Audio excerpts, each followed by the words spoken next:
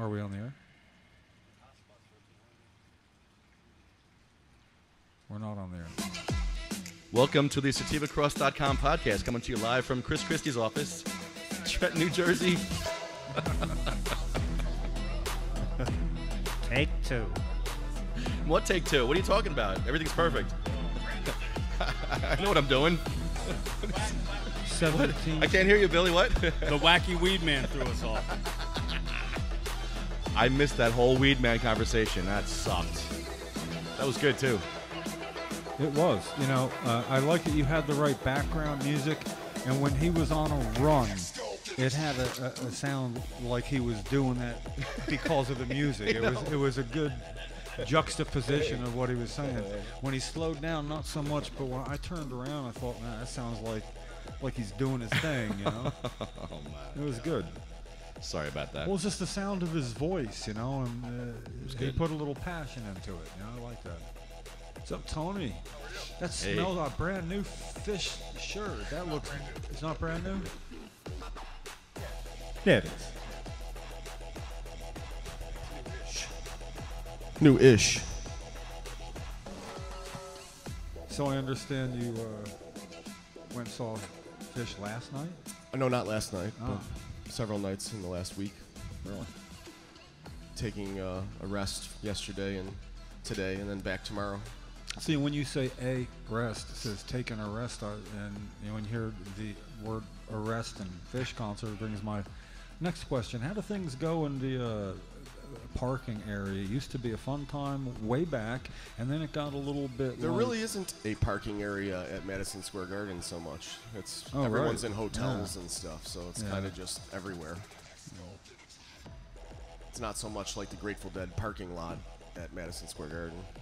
I mean, I'm sure there is a parking lot somewhere. Some people must drive in, but it's New York City, so I take the train in and out and stay in hotels and stuff. Take your vape pen with you? I did, yeah. We took a big glass piece and an eighth of Gorilla Glue in, not last night, but 2 nights ago, and sat right backstage and just smoked. Yeah, not backstage for the band, but behind the stage, I mean. You had good seats behind the stage there. Third row dead center behind the stage, looking at Trey's butt all night. You could smell Fishman's farts. That's how close we were. That's why we were smoking the Gorilla Glue. We had to keep blowing hits of weed at him. But you had a different view than Ariel. Ariel was on the other side, right? She was in the front, and you were in the back. She was with you? No, she was with me. She had different angles. You had different. It was cool. I was like checking Different angles? Yeah, no, like you were from the back, and she was from the front. No, she stood never next mind. to me. She stood next to me the whole time. All right. You had the back view. Third row center behind the stage, sweet. not front stage. And there's actually, it's the pit in front of the stage, so it's really for seats. They're really as close as you're going to get sitting. But you are looking at their butts the whole time. You know? Sounds really good, though. How's the sound? Yeah, That sounds incredible. How's the sound going away? Yeah, they have like the whole surround sound system. I don't know what you call it, but it sounds just as good in front as behind. Good show. They're playing. They played a Swept Away Steep. They haven't played live in 5 years. It was nice. Good entertainment for us hippies. Yeah. And now hold on, look, and here I am talking at the podcast, and this is my day off. Yeah. I'm resting. This is rest. Well, this is rest. Well, look at us. We're sitting. And normally, you know, this is a cannabis-related podcast, but if you're talking about a fish concert, it's pretty much about cannabis, Well, too. yeah. I wouldn't be able to go without my cannabis, and the security is very open and cool about the cannabis as long as you're not being an asshole, so. Well, I would say a high proportion of the audience is no stranger to cannabis. No, not as at all. Yeah. And there's no assholes. So. Now there's always one. Got to be one. So this is our halfway point in the season, 17th podcast, 34 podcast season. It's our 83rd 17 podcast. of this already this year? Yeah, already. Man, I've done 16 of them this year. That many? Yes. And that would be our 83rd podcast overall and 104th weekly permitted gathering, including the 21 non-podcast events. And that's what we do. Yeah. You know, it's been said we don't do a lot of homework before the podcast, and it wanders, it's meandering and all. And, you know, I feel like John Travolta's character and Michael when he played an angel, and he said, "Not that kind of angel," you know, when they started talking about his faults, and it's like, we're not that kind of podcast, you know.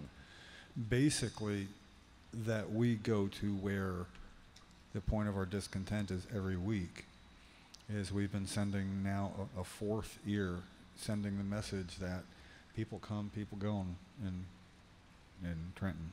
They represent their issue and they go home. Nobody comes back once a week. Nobody. Not until Jenny started doing this. Once a year, maybe most groups do. That the inference is that our issue must at least rival other people's issues in urgency in our mind. Because People's lives, yeah, that's are urgent. I think are more directly affected by what we do here. Directly affected. I know if it's an issue about money or health care, you know, a lot of it's going to affect people's lives. But this has nothing else to go through. It goes directly to affecting somebody's life, and that if we can get something done 6 months sooner by coming once a week, if we can move things a little bit quicker, the next time you're in pain, which for you and most people I know is pretty often, but I say this to people just generally get pain, and it's time for you got to take that Tylenol. When you go reach for the Tylenol, don't take it for 6 hours. In honor of the patients who have that pain all the time. And then try to understand why it's urgent. When it's your own pain and it's there, the minutes go by like slow, you know. When I was in the hospital with my catastrophic foot injury 5 years ago, that's all I could think about was, my God, this is what people I know go through. It's there when I wake up. It wakes me up in the night. It keeps me from going to sleep. It keeps my body so clenched. I talk like that. I could barely breathe. And it went on for a 10-day period where it was like that, where when somebody said, you have to breathe. And I'm like, why? Am I going to pass out and miss this? But my point is my empathy directly lies with patients and those that I don't know. And it made it really important to me feeling that. And when they could not control my pain, and the first time I got a ride home, that the person who picked me up had a big fatty lit stuck in my mouth as I was sliding my feet and getting off the wheelchair in, like, right, screw you all, this, you know, you can't kick me out, I'm leaving, you know. And before we got to the road, it was the first time in 8 days that I could relax enough to just breathe, and the pain didn't cause a physical cleanse. First time. And it wasn't anything they did at the hospital with the many, many thousands worth of dollars it cost them to fix me up. They couldn't take care of the pain. And I would never wish it on anyone. That's wrong. But if you've never experienced pain that takes your breath away, then you don't get to comment on how I treat my pain. That's the way I feel about it. Yeah. Well, I knew there's a level of pain that I did not know existed. And that just tells me that I still don't. You know, I'm certainly not going to not realize that even then I do not know what it's like for somebody else and what it takes from them. So, you know, and here we are talking about the aspects of it from pain relief when that's still not an overall reason to be in the program, just pain relief. Even with the Department of Health recommending that it is included, well, it's still dragging their feet. The advisory panel recommended that, but there's a time frame laid out, and now we're in a public comment period where the Department of Health is taking comments on the recommendations, I believe. But I hope all of those people out there with chronic pain are putting their public comments in. Well, like I put on Facebook, where I rarely posted in the last couple of weeks because 1 week's vacation, 2, it's just nice getting away. But that the comment should be, you must already know what you're going to do with the recommendation for opioid abuse disorder, which is addiction. You probably already know whether you're going to say yes or no. two things. The delay is going to cause people, statistically speaking, to become addicted where they might not have if they'd had help a week earlier, a month earlier. It's going to happen. So because you made delay by law as long as 6 months before accepting or denying the recommendation, it shouldn't take that long. And be forewarned that however long it takes, there'll be an instant request for any and all work done in this area, because you got to be on it every day for the reasons we just stated, for the pain relief itself, but two, how do you say the opioid crisis, how do you say we're doing everything we can? You know, I mean, passing what's called the toughest law in the state for getting opioids prescribed, but to not even discuss what we need to do about making sure that if a person needs more opiate relief than they're getting, and now the physician says, I'm not going to raise a prescription, the Department of Health is telling us that drives people to the black market where they'll buy the same drug. Well, yeah, they're encouraging, by making the legal prescription opiates, which are pure and safer to use, more difficult to get, which I don't have a problem with. People should not be using them if they don't need them.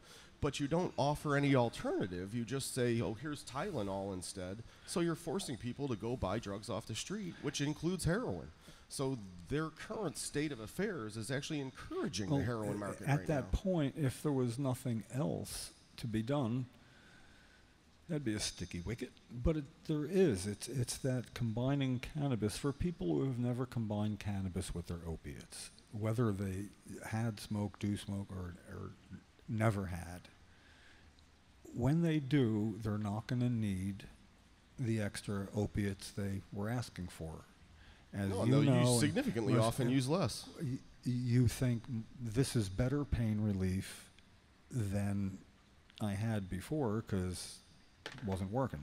It's the entourage and now effect. It is. They both work a little stronger. Well, if you don't really want the opiates and the dose that affects you in so many ways, you'd be able to lower it. And how can that not be front and center?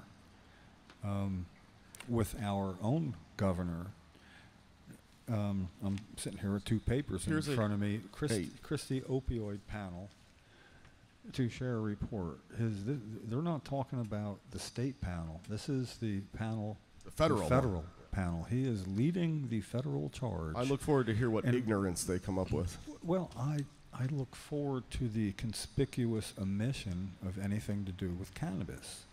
Because it's the not one non-toxic, safe, won't kill you, no overdose product that actually is effective. Where do you get that information? That's going to be the question with everything that we say and everything that's said in reply. Where do you get the information?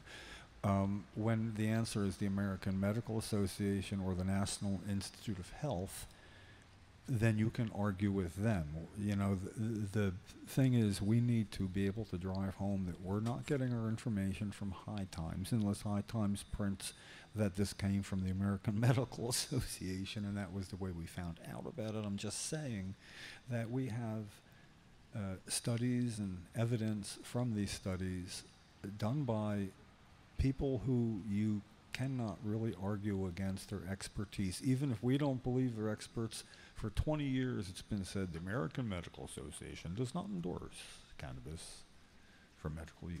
They do not endorse it. Well, there's a difference between not endorsing it and being against it. And they can't endorse it. They won't endorse it. But when they do the studies that say there's a reduction in overdose death rate due to opiates in states where it's allowed to be used for pain in conjunction as an adjunct medicine, not a replacement, that, you know, when they get something like 25% less overdose death due to opiates, both illegal and legal, how can that not be important enough to be reading about Christie's opioid panel? Why is it taking so long? I lost both my brothers to opiates. I lost my little brother and my older brother. Sorry about that, man. I want to know why this is taking so long. This is the short version of my very long way around. It's kind of funny because I know I tend to get long-winded, but when Lefty's doing something, it's kind of my job. So until he takes back part, it's with purpose now. It's not that I'm just, got a buzz and we're talking. Sure. This is now people in other parts of the country, they know the governor, the image and kind of how his positions are and things. They're probably a little surprised that it's him sticking up for people who are addicted, and him in New Jersey forcing the issue of making sure that there is potential for rehabilitation, stay paid for by insurance, neglecting whether or not that rehab is going to be effective. Yeah, so you just painted a very rosy picture of that. Well, yeah, to me, it looks like he's trying to get $300 million for his friends that own rehab that only have an 8% success rate. I think it's 16% is the big number here. And 16%? No, 16% is his level of approval that he wants to have when he's done being governor. He's at 15% now. He needs to get up to 16, otherwise he beat Jim Florio, So this is his way to do it. It's a low-hanging fruit, and just the fact that he was appointed to the panel to head this federally somehow gives him credibility that we know he doesn't deserve, because here we are in his neck of the woods all these years. So I think it's sort of our duty now to make sure that the rest of the country understands that he hates cannabis so much, he's willing to keep this information from coming out. He's willing to make sure it doesn't get on the federal table for discussion. Because cannabis is so effective, all his little friends are going to lose their rehab money and all their pharmaceutical dollars. Right. Be that as it may, the fact that he's not got it open and out there, I want to dance right there. I don't even want to get somebody off arguing about where the money goes. It's like, it's not there. Is that true? That's true. He's not. And is it in here anywhere? No. Okay. Did the American Medical Association actually put this together here saying this? Yeah. And I just sort of want people to ask, why? And is this the guy that should be heading the federal effort? Because it's the most pressing health problem federally and statewide for just about any state. They're using rehab and the opiate epidemic to extract as much money as they can into their pockets. And until someone proves me otherwise, that's exactly what I'll say. Cause and effect is hard to prove and even harder to argue sometimes, but the point that you're making that's inarguable is money is making its way into their pockets due to that. That would be like, okay, if I'm a carpenter and after a hurricane hits, I have a lot of work. That doesn't mean that I wanted it to happen. And if somehow I could have called, you follow me? But if there was a carpenter fixes 75% or more of the decks that he's paid to replace. Christie's rehab friends are fixing 8% of the people that they're paid to fix. And cannabis is fixing 80% of the people that try it. Kind of lost me on the logic there, but it all was true statement, so good enough. We need to make sure people outside of New Jersey know Chris Christie's not the guy to be leading this effort. Actually, what he should do is direct Commissioner of Health, Kathleen Bennett, to make the decision on this in particular now, pain as an exit drug from addiction, from opiate abuse disorder, it's called in the recommendations. And these in particular, now, today, our governor could do that. The head of health would probably say, well, I'm going to okay it anyway. There's no reason she can't do it now, except for there's a public comment period. So at the very least, governor could say, when that public comment period's over and that's coming up, you have 6 months to act. That's the rules. You should act the first day. Get ready. It's coming. You know it's coming.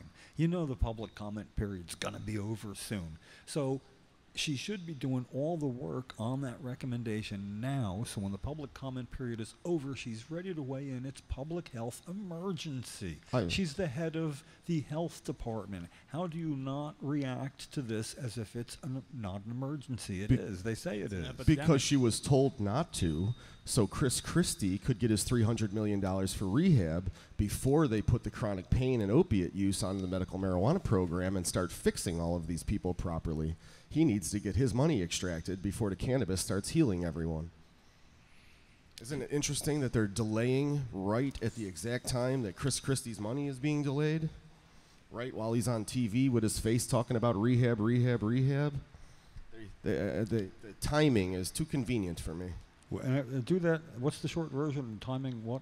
I'm going to put that down. I gave you 90% of my attention, and the short version. The short version is Christie is trying to get $300 million from Horizon so he can pay his friends for all this rehab that isn't working. At the exact same time, the health department knows and has had recommendations that cannabis will help the opiate problems, but they're dragging their feet, saying they need more time and more public comment, even though Dr. Becker said he knows that there's enough evidence to prove that it works.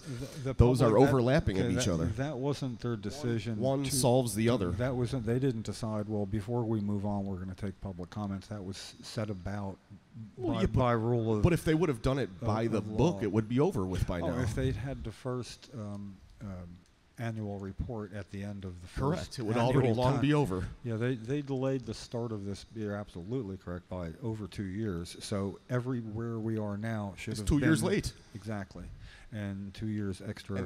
And how many people have gotten addicted to opiates or died from an overdose in the last 2 years? And yet it continues to be late. Well, in New Jersey, the low figure would be 500 a year.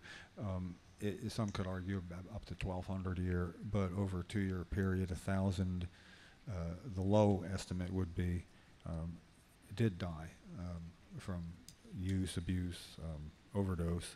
So New Jersey has an opiate crisis, and we have a cannabis program to help solve that crisis, and we're dragging our feet. Let's not stop the numbers right there. That if in those last 2 years, they've been dicking around, if in those last 2 years, 1,000 people did overdose, fatally overdose on opiates in New Jersey, and if the American Medical Association's statistical average of 25% reduction in overdose death rates in states where it's allowed for pain, we could extrapolate that would be 250 people that wouldn't have died out of that 1,000 if this had been in place back years ago.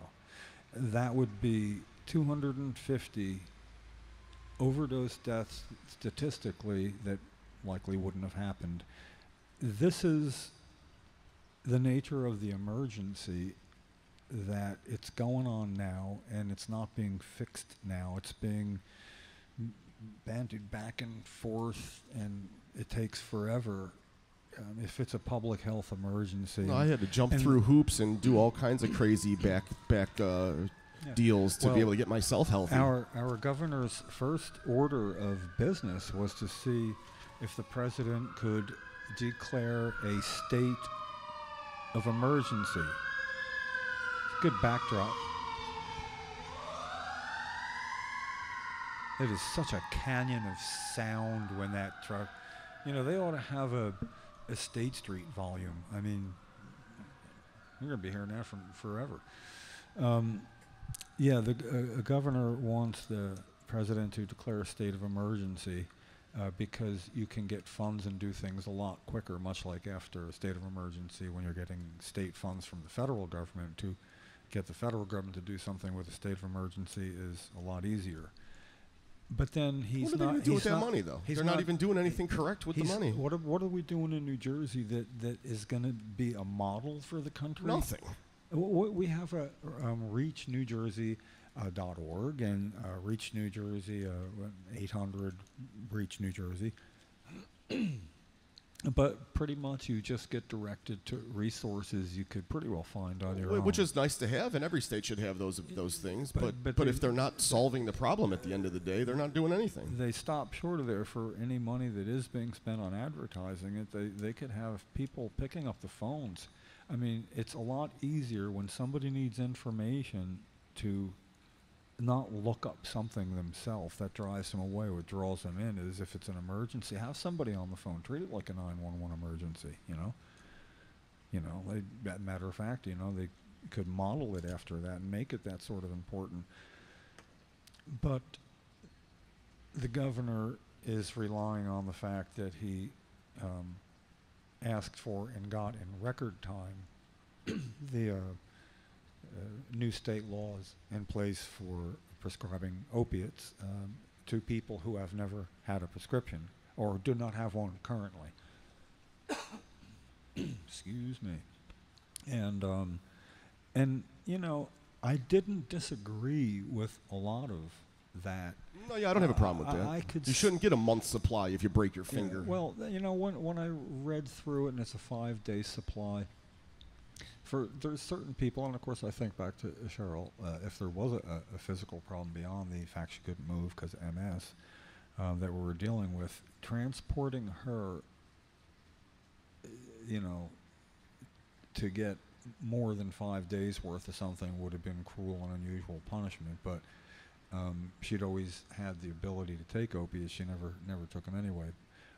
But they can then decide if you get more than 5 days then. And if you've made the effort to go to the doctor, in most cases they're going to be able to say, okay, and I agree that that's not a bad thing to sort of monitor. It's a way of saying, oh, we'll have no trouble giving you 30 days worth of medicine, but we want you to come back after a week and beg for more. If you do that, you're probably in pain. Because a lot of people, they break their finger or they whatever, and they get a bottle of Vicodin, and they take it for 2 days, and they never use it again. Then it sits in the 30-day supply, sits in the medicine cabinet, and their kid takes it to a party. Their kid's friend comes over and steals it. Yeah, well, those are serious problems, and I agree we should fix them. Well, here's also something I resented hearing, and I had such a great comeback back in the day 20 years ago. It's sort of like, oh, yeah, well, where are you going to put marijuana as medicine in a house? Where do you store it? Where do you keep that? Like, as the inference, what about kids? And I'd say I'd probably store it exactly where you store your prescription medicines. Where is that? In an unlocked medicine cabinet? Your is it on? Could kill someone. Is it on the shelf right by the kitchen sink because it's convenient? But people are, there's nowhere. It's because the general public has been made to believe that cannabis is so dangerous. Your insulin medicine is more dangerous. Your high blood pressure medicine is much dangerous. Tylenol is more dangerous. Give me a break, people. And that is where children's first usage of something like that comes from what you were just talking about, Dave. You're talking about farm parties with a PH, farm parties.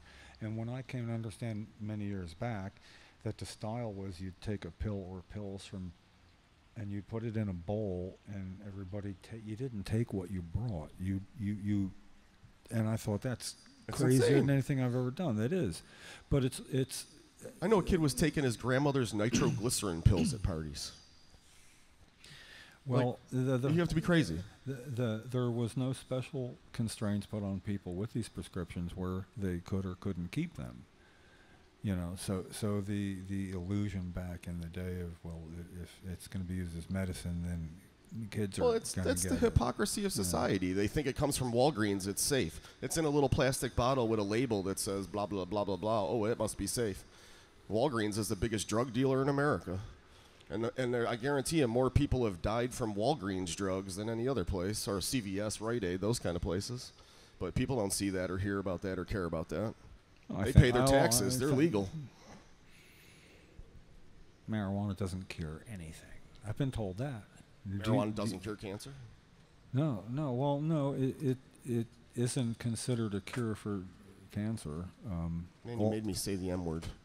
It's yes, there's a lot of anecdotal evidence stories, and we know thousands, but that's never going to be considered proof. And I know then we could go off on a tangent on what's proof and what's not, but that's kind of what they want us to do, I'm just saying that if any of the medicine in a pharmacy was a cure, nobody would you'd be buying that once. And what need it again. What Antibiotics are about the end when it comes to cures at the pharmacy.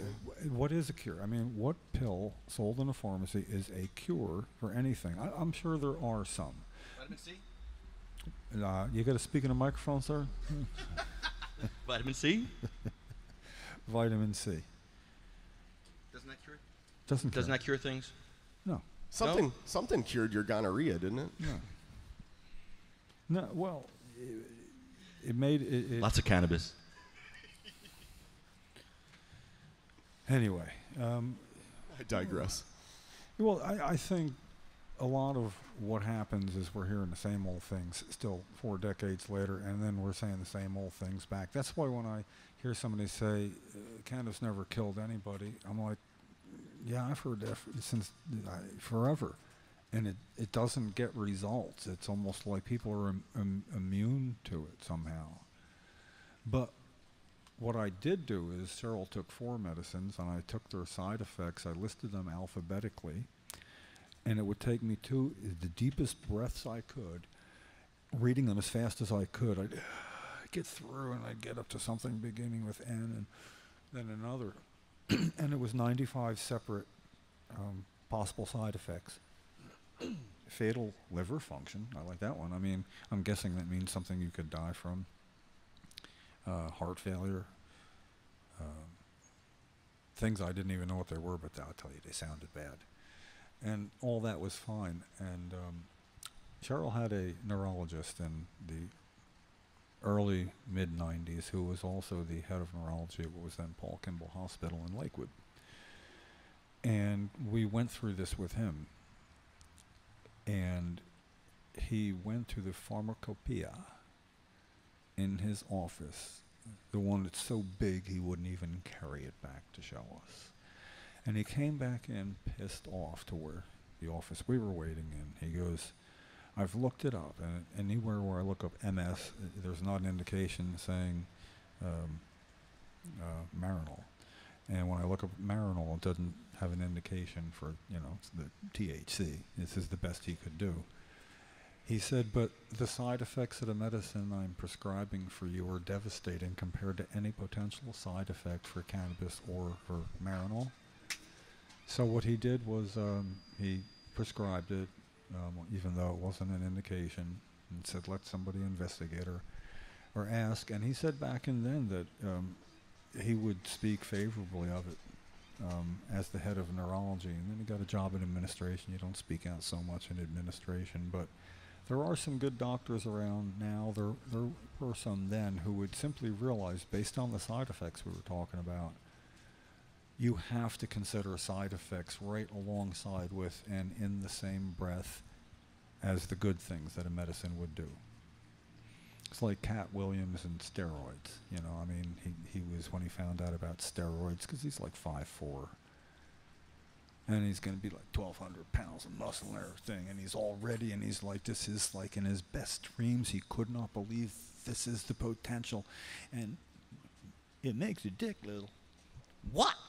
And then he'd go through that side effect not being worth all the big muscles. It'd be false advertising, And but it's a side effect. All medicine, good, bad, illegal, legal, has side effects. And cannabis does have side effects. Some people don't like the euphoria. It confuses them, Some people don't. I don't know, what else don't people like about it? Gives you thoughts of suicide. Cottonmouth drives me nuts. This is the wrong table to have that discussion with, I think. Like, what's the bad parts about it? Yeah, we don't have I don't like the cottonmouth. cottonmouth. Cottonmouth drives me nuts. Whatever. Yeah. I'd get some iced tea. Piece of gum. Yeah, well. I was prescribed Cymbalta because my chronic pain wasn't getting any better, and they said it would make the pain medicine work stronger, and then I tried to commit suicide twice, so that was a side effect I was not interested in. Cottonmouth, I'll take. Moon, when was your... I don't like when I don't got food. How long ago is the second suicide attempt? This is cannabis related, it will be. Like a month, maybe. What are we talking about? How long ago? This is like 15 years ago, 12 years ago, something like that. I had busted my neck, had a very serious neck injury, and they gave me Percocets and Soma So I was already kind of relatively confused because I was on those drugs and the pain wasn't going away. So I went back to the doctor and said, yo, well, this pain is getting worse, not better. And the doctor told me that it shouldn't hurt that bad. And I said, well, it does. And, of course, they thought with the long hair and the tie-dye that I was just a drug seeker. So he told me instead of increasing my pain medication or figuring out why my neck hurt so bad when he claimed it shouldn't, they gave me Cymbalta and said that it would make the pain medicine stronger. I had no idea what the drug was. I wasn't depressed. I was in pain. Right. Anything that's going to take the pain away, you're going to take. And yeah, I took it for like 2 weeks and told the doctor that it was making me feel kind of weird. And he said it takes a little while to get used to it. It'll work. I took it for like another 2 weeks and I tried to kill myself. They lowered the dose and then I kind of got stabilized a little bit on it. And I tried to kill myself like a month later.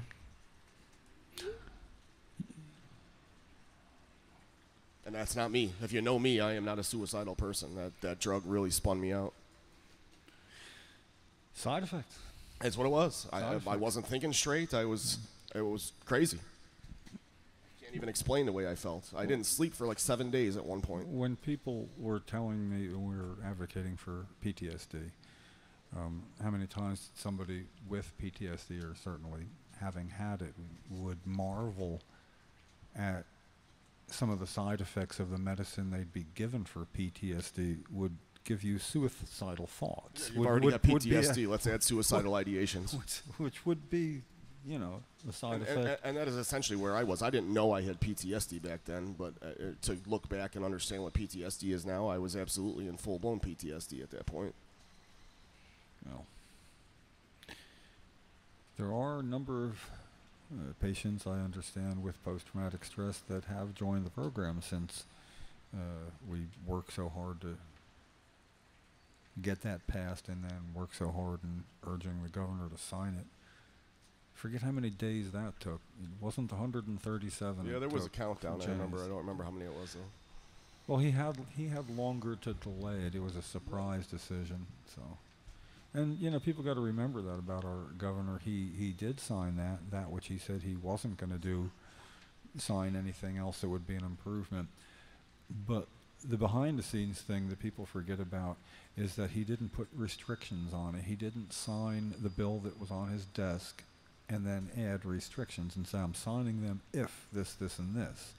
Like the edibles law. Okay, I'll sign it, but I'm making it only for kids, not adults. And with one deal that you had to take as a kids, it left out the entire adult population of people who are sick. And people who wake up with breakthrough pain at night because they're allowed to get cannabis from New Jersey, but in the ways that they are prepared to consume it, inhalation method, they wake up in the middle of the night in pain. And when a woman with ALS, whom I helped some years back, and I didn't know who she was. I got put in touch with her by a mutual acquaintance. And when she explained breakthrough pain, it became clearer hearing her explain how she said I'd be asleep and I'd have a dream that I was in pain and I'd wake up and it wasn't a dream, and the pain followed me from my dream to being awake, and I never thought of it like that. I mean, I've had dreams where I felt like I was on fire, like, oh my God, I'm burning, and then wake up and my foot hurts, stuff like that. So that's the breakthrough pain, and that's where edibles can be really valuable. And there's even some edibles you can make that take longer in your stomach, almost like a time release. It just takes longer. And for her, breakthrough pain, if it was 5 hours sleep, she considered that an incredible success. And she said she was getting 6.5 hours sleep. And then I never heard from them again. I assume she passed away. It wasn't going to be long, it didn't seem. And people say, why is this that important? I mean, how many ways can you say it? Just to touch back on the post-traumatic stress disorder, a lot of people, like Tony said, he didn't know he had it. A lot of people don't even really know what it is. Yeah. And that they qualify for medical marijuana. If you just want to touch on some of that, what qualifies for post-traumatic stress disorder? Well, that'll be a good thing to be discussing next week at Amphitheater at Mill Hill. We should call the police in Delaware. They know how to do it. They can fake it. They know how to fake it in Delaware. Yeah. Fake what? So fake PTSD. Oh, yeah. Yeah. It's the dirtiest thing I've ever heard of. Yeah, I never heard of such things. But yeah, the cops faked PTSD in Delaware to catch people And not only helping PTSD, but people. suicidal ideation PTSD. How do you fake Actively that? suicidal. Okay, so let's clarify. You're Wow. talking about a sting sort of An operation. entrapment. An entrapment, yeah. Well, it's like a policewoman pretending to be a hooker, or pretending to reverse except sting. this is a pretending policewoman to have pretending something to be a sell. wounded veteran. Yeah, making fun of our veterans is pretty low. Yeah, it doesn't get Bad much enough worse to than pretend that. you're a hooker. Yeah, see, Pretending here's the you're deal. an injured veteran That's is disgusting. bad. I gotta say, I gotta weigh in, man. That's bad enough not to color it, though. I mean, when you say like making our veterans look bad, somebody's gonna be thinking that's not meant to make them look bad. It's, it's like it's so bad on its own merit. I'm just saying, man. Like. Well, if I was to fake a seizure on the ground right now and start, all the people that have died from seizures and all the people that suffer, wouldn't they be looking at me like I'm a jerk, like I'm an idiot? Oh, right? Absolutely. Yeah. You were using that to achieve an end, so that's like, does the means justify the end? And somebody's going to be going, if we can do that, yes, Well, the means didn't justify the end because the end was they busted someone who was actually trying to help veterans that are suicidal. And what's So that- all the veterans that are suicidal that are getting no help today Right. from our government, now they're stopping the American citizens from helping them. So what's the fix? What's the fix? It should be illegal for the police to fake suicidal ideations as a veteran. And then That's disgusting. and where was this? Delaware. Newcastle. My whole family is decorated veterans, and they all believe it's stolen valor, which is a crime. Well, if they said they were a veteran. She is a veteran. She's just a veteran that didn't go to war, that wasn't injured in war, that doesn't have PTSD, and isn't suicidal. So for every veteran that went to war, that does have PTSD, that was wounded, that is suicidal, that's ignorant. She probably looked at people with PTSD and said, okay, you got sweats, you don't sleep, check, you look like you're a little crazy, check. I mean, Not for nothing. How do you trade but for that? We got to trade off now and then where you be the balancing effect, because I keep taking this opposite view that somebody else would have, and it's not fair that it's always me. Somebody's going to misconstrue that I actually, I hear and would echo, and sometimes even worse. We than you always guys. invite an anti, but no one shows up. Well, that's the They're whole. afraid. That's my whole point then, to pretty much put out there what they're going to say, and it's a worthwhile endeavor to go through the exercise. But I would just say that the killer moments are the ones that are a sound bite, boom, answer, like 12 syllables or something that takes like 3.5 seconds to get out, because when you have these sound bites that work, and kidding around, when you're having that discussion and somebody does take the seat, are we really ready for the soundbite slam? Cut them off at the knees a little ahead of time, mention something that they like to bring, kind of throw them into disorder, because we are so easily right, And I think often I've seen opportunity, and I've done more than anybody I know, opportunity wasted when all of a sudden somebody walks up. You know what I mean? Like right now, somebody you got a problem with comes walking on by to have that plan. It's like when I would say, if the governor comes, we really want one thing said. We got to get his. We went through that whole thing, getting ready for our moments with him, and we had some killer moments with Gov because we were ready. I don't. The toughest soundbite questions to somebody who's on the opposite point of view, the head of the Republican Party you're talking about, besides the way he's treated a candidate who is a patient, in ostracizing him, leaving him out of the mix. What do you want now from that point, though? In other words, besides the "I'm sorry" and I want signs and stickers. I want Jose to get me some signs and stickers. That's what I want. that's it. That's it. Just want just a minimal concern that you would give any other candidate. Yeah. That's a reasonable request. That's all I want. Give me. That's a reasonable request. How do we talk about this issue without endorsing him? As Well, CMMNJ, how do we okay. talk about this without endorsing Mike as a candidate? Okay, There's a well, little what line we have to walk here. what I have to say is I noticed that we have a coalition banner and you have Sativa Cross. Right. banner. So it's a Sativa Cross podcast that the coalition endorses and supports. We have to be very clear with a disclaimer, and this would be it, that you have Michael Alonso campaign sign out there, and that is your right as a citizen to do this. That's me personally. Yeah, Yes. and you can say, you sell "Don't Shoot." Don't shoot. I'm white white. T-shirts, That's me, and personally. we sell Coalition for Medical Marijuana T-shirts. That's two separate things. So what we are is a coalition, and being in a coalition, you don't have to support everything with everybody that you coalesce with. You know, There's a problem with Michael, though. It's not Because relative. how do we support Michael without endorsing him? I can't support them. All we can do is get candidates' positions out there, and when it's cannabis related and something bad happens to them, to make sure people know about All it. right, so this thing with Jose and Michael, I put it on the coalition website. He's a patient. Coalition supports patients. Right, so there's been some backlash about that story because of him being a political candidate. The coalition doesn't want to be seen as supporting him. So how do we get the story out on the coalition page without supporting him? Well, it has to be a comparison to their policies, their stated policies, you know, where they are on that. It you know. All right. Basically, if you wanted to short circuit this and make it easy for yourself, if you think something's debatable, you can attention it to an administrator. You know what I'm saying? And then this way it'll go straight to the administrators of the page. All right, let's get on this one right. All right, let's switch gears real quick. Let's say who's up. You go. Okay, real quick. We have a Nothing's real quick. This is real quick. Philadelphia Flyers had a enforcer named Riley Coate a few years ago. Cote. I'm sorry, he's Canadian. Cote. In America, it's Coate. Sorry. Cote. He was on Ken's show this weekend. I saw that. It was really good. Yeah. And we're going to have him on the show right now.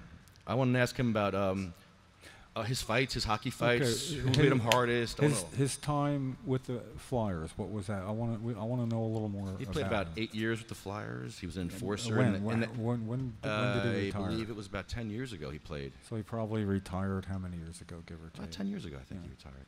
Did he use cannabis while he was there? He sure did. He did. I love this story. Yeah. He says he smoked while he played. So what? Yeah, let's call him up. This is great. I love this guy.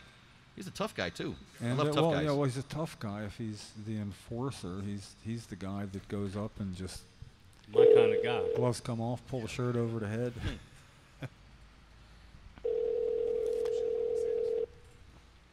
He works for Hemp Heals also. He started Hemp Heals. Hello. Riley, Hey, what's going on? you're on the air. This is Lefty Grimes, Jim, Tony. We're all here. How you doing, man? I'm doing well. Who are you guys? Good, man. We're at the Trenton State House for outside Chris Christie's office. All right, there you go. Yeah, man. Are you on speakerphone? Can you just turn off your speaker if you're on that, please? That's all I ask. Yeah, is that better? Yeah, it's much better. Thank you. So Riley, Okay, no problem. you played with the Philadelphia Flyers for 8 to 10 years. Is that right? I was in the organization for 7 years. I played in the minor leagues in the Philadelphia Phantoms for like 3.5, and then Flyers 3.5 or so. Go Fly Boys. Nice.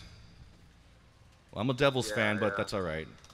The Flyers fan out here. I guess so, yeah. Oh, yeah. Yeah, I know. Up there is either a Ranger or a Devils fan, I guess. There's probably a line cut up there, or is it just kind of mixture of both? Yeah, it's a mixture. We get too many Ranger fans in the Prudential Center. It's disgusting. Riley, I got some hockey. I know you're into Hemp Heals, and you said to Ken the other day that you actually smoked while you played, or after you played, or during the games. Is that true? Well, not during the games, no. It was after the game for sure, yeah. Yeah, after the game, every game. No smoking in the penalty box. Yeah, exactly, yeah. I'm not sure if it's a tool you want to use before you want to go fight a guy 6'5", 250 pounds. That's for after, you know, you gotta relax the body and get go to sleep. All right, Riley. All right. Yeah, absolutely. All the fights that you've had, because you're a fighter, who hit you the hardest? Rob Ray. I think, you know, I actually never fought Rob Ray, but Donald Brashear. Oh, yeah, Brashear was good. Oh, man. Yeah, Brian McGrattan, Door. I mean, I they're up against the biggest guys in the league. Chris Simon. Wow. Oh man. So yeah, I mean, but Peter probably was the hardest guy to fight just because he was so strong and his style of fighting. He really brought you in and kind of punched you in close. But I had some good ones with George LaRock and a couple good ones with Brian McGrattan, one in the minor leagues and one in the NHL. And I follow those guys, Wade Belak, and all the big boys for sure. That's great. Okay, who hits like a bitch? Come on, Riley, tell me, who hits like a bitch? Say that again, who hits like a bitch? Who hits like a bitch? Oh, man, like Sean Avery?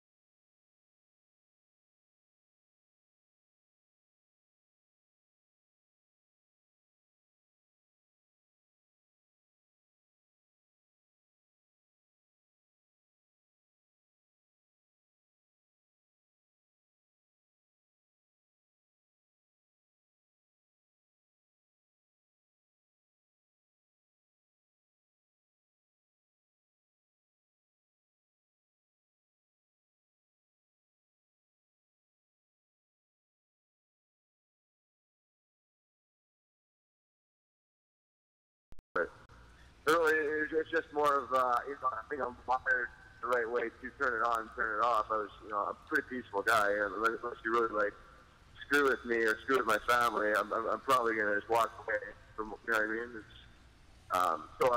It was one of those things I had to train for, I had to mentally train for, because it's not a normal state to be in the fight response all the time, and, constant anxiety and worrying about the next fight, the next guy. So, it's something certainly you have to be mentally prepared for. You have to train, you have to do your part on it, because if you went in there empty-handed, you get your face smashed in every time. So, it's something I accepted, and I try to do my best at it.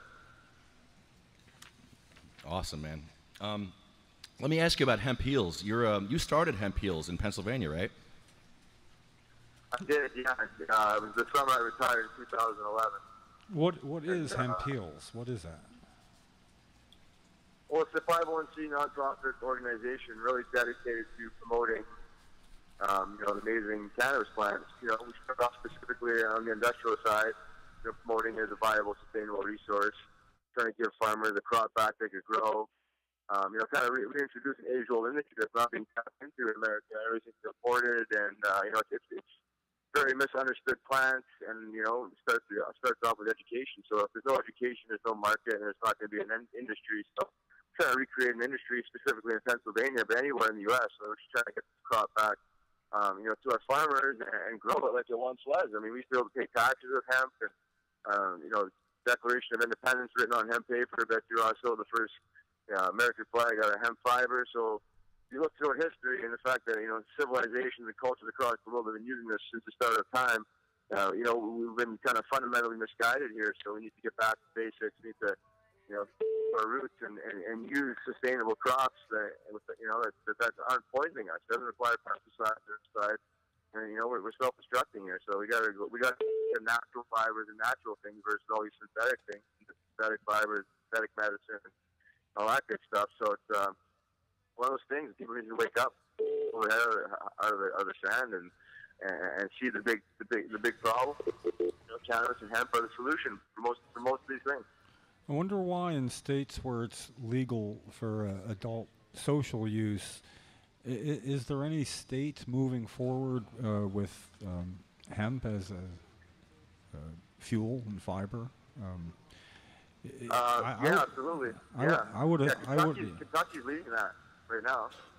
Kentucky's leading it in the CBD and the fiber. As far as fuel, you're not going to see a whole lot of that right now. Yeah. But that is, that is right around the corner right now. I think most hemp CBD farmers are capitalizing on the CBD market. So that's what's growing in Colorado. A ton of hemp growing. But between Colorado and Kentucky, those are the leaders right now. Is there any manufacturing or something Kentucky's taking part in that's at all going to be able to help a manufacturing industry? I was amazed first time I had a hemp shirt at how durable it was and that it didn't shrink. If anything, it just got a little bigger as time went around. Yeah. And I would have thought by now, having advocated for medical reasons for a quarter century, I would have thought that hemp would have been the lead in, something that, well, you can't get high on it really, But yeah, exactly. Well, you think that, right? That makes the most sense. Yeah, but people are afraid of the THC, right? And that's what people are somewhat afraid of. That's a psychoactive component. Well, of course, the hemp seed, which is, generally you don't want seeds on cannabis you're going to be using for medicine so much, but, the benefits of the hemp seed, the essential fatty acids found in it, the ratio of the linolenic to linoleic, there's two types of fat. I tell people, that's the actual scientific name is essential fatty acids. That means they must be essential, and they have one of the best rates of any source is hemp seed. So, I'm glad to hear that something like Hemp Heals is going to help keep this a little more up at the forefront. And like you were saying, there's some things like fuel where it's not going to be really viable now, but it could be viable for so much more than it's just as a rotation crop. I mean, it's fantastic. So so it's and I'm it really is, and I got introduced to it. Really, became passionate about it when I started understanding the nutritional profile of the hemp seed, just like you're talking right there. I was transitioning from animal-based protein source to a plant-based protein source, and hemp seeds were being extremely digestible. And then you talk about the essential fatty acids and the fiber and trace minerals that comes along with it. So they call it the perfect food for a reason. And then then I just started understanding the plants as a whole, and I just realized that we need to change the way we do things. And what most people don't understand is that marijuana, I don't even like to use the word marijuana, but resinous cannabis is illegal because of hemp and not the other way around. Hemp is just, public enemy towards all corporations. It ends up being, pulp and paper, tobacco, alcohol, big pharma, oil, and the list goes on where, cannabis, resinous cannabis is really just kind of public enemy towards big pharma or big tobacco and alcohol, you know what I mean? So it's just a small percentage of the plant when we talk about recreational medical. The rest of it is hemp, and it could really kind of take over if you let it. Unfortunately, it's going to be probably red tape forever. But yeah, but you're not afraid of a fight. Let me tell you. Yeah, sure. I'm just saying. I thought things were over for me when we passed a law in New Jersey, but there's just always something. Cannabis could be so much more help in so many ways, and all too often, the things that Hemp Heals will deal with, and what you were talking about. They're left off the table. People do need to be reminded this is important and could be more of an industry anytime. Yeah, exactly. For sure. And when you got leaders like Christie running the show, and these types of people that really are making the calls on health and wellness, especially for children and people that need medicine and all this good stuff, well, this is exactly what's wrong with the world. Is like this guy should not be calling the shots on people's health because look at the guy. He doesn't understand it one iota. So, I mean, it's a sad state of affairs when one person's standing in the way. In a state like New Jersey, this is happening in other places. But think about the opportunity and the potential of the whole program if you just let it flourish. But he's standing in the way. And, yeah, but talk about substance abuse. I mean, he's probably the biggest substance abuser on the planet. Eat refined sugars and refined carbohydrates. You look at the guy, like, he's serious. Like, why is he in charge of people's health? Well, that's why we show up at Trent. Now, this is our 83rd podcast, our 105th weekly Thursday gathering dating back to midsummer 2014. And the purpose is exactly what you were saying. He shouldn't be the one making decisions, and we've sort of taken it upon ourselves to show up every Thursday between April and Thanksgiving since mid-2014 with that message, and like that he's the one being listened to. How do you feel about that, having our Governor Christie here in New Jersey being the one to lead the national campaign on opioid abuse pushback? You know, it's kind of a privilege to come here and set up opposite him, you know. And while it's a different kind of fighting, it won't get us knocked out. Much credit to you for doing what you had to do. Is a lot more alums to be had than here. But on the other side, you know, it's others' patients with their pain that's not being alleviated. It's probably worse pain than would happen from many physical fights. You know, so Oh, exactly. yeah. So you know, I guess that's what keeps us coming back. And I'm a co-founder of the Coalition for Medical Marijuana, and I didn't make it into Princeton when you were there taping. But thanks a lot. Real proud of you for showing up and lending a voice. You know, it's you can say the same thing we do, and to hockey fans everywhere, they're going to listen to what you have to say more than what we have to say. And I know you know that. And so that's why we do appreciate you speaking up as you do. Yeah, thanks. You know, I try and do my part and, you know, speak up when I can. Cause I do agree with you. It's actually amazing being around several athletes that support cannabis, all retired athletes. They're mostly in football, but a couple of UFC guys. But the response you can get from, you know, an athlete stating the same claims that, you know, an average person or, you know, a patient, all of a sudden it's like, even a doctor, really. I mean, all of a sudden it's like, oh, it must be real because this athlete is saying it. And I'm really not a good example of it. You know, I'm talking about more like superstars. You know, if they say anything, people believe it. People, you know, take it for face value. So, you know, when you get a couple big names that go work with a couple guys, Jake Plummer and McMahon and these old ass quarterbacks, you know what I mean? When these guys stand up and talk about cannabis and how it's helped them and it's helped them, you know, fight mental illness and depression and all this other stuff, as well as obviously acute physical pain. It really resonates with people, and people can relate to that. I think that's, you know, the beauty of those messages. Everyone's got their different story and different experience with it, how it's helped them, and then I think your duty is to use your platform and to spread that good word. So, you know, I wish there was more guys doing it, but there is a pretty good number of guys doing it now. Yeah, Ronda Rousey came out in favor of cannabis patients, and because they're testing people in the UFC, and it's ridiculous that they're testing it for that. Yeah, I know. They need to remove that in all sports because, especially football, UFC, and hockey, it's like they're good sports, you know. And guys have to manage pain, and if you're just going to swing them opioid and you know what I mean, just muscle relaxers and sleep aids, well, you're just going to create addicts. You know, you invest a lot of money in these players. If that's the way you're going to treat them, it's a poor investment, and that's just what it ends up being. It's a poor way to treat an investment, anyway, in my opinion. So. You got to take care of your people and take care of your workers and the guys that are going to help you win. You know? Yes. Shame on you. So. Hold on 1 second, Riley. You got a question, ma'am, for Riley Cote? It's Oh, okay. Yeah, give her the mic. Yeah, go ahead. we are? Yeah, we're a live podcast. Okay, I'm Marlene Blankley. Hi. And I'm out here for the purpose of bringing back a 3-stop bus for people who live in South Jersey. Okay. Camden, Cherry Hill, and Morristown. And this bus used to stop right out front.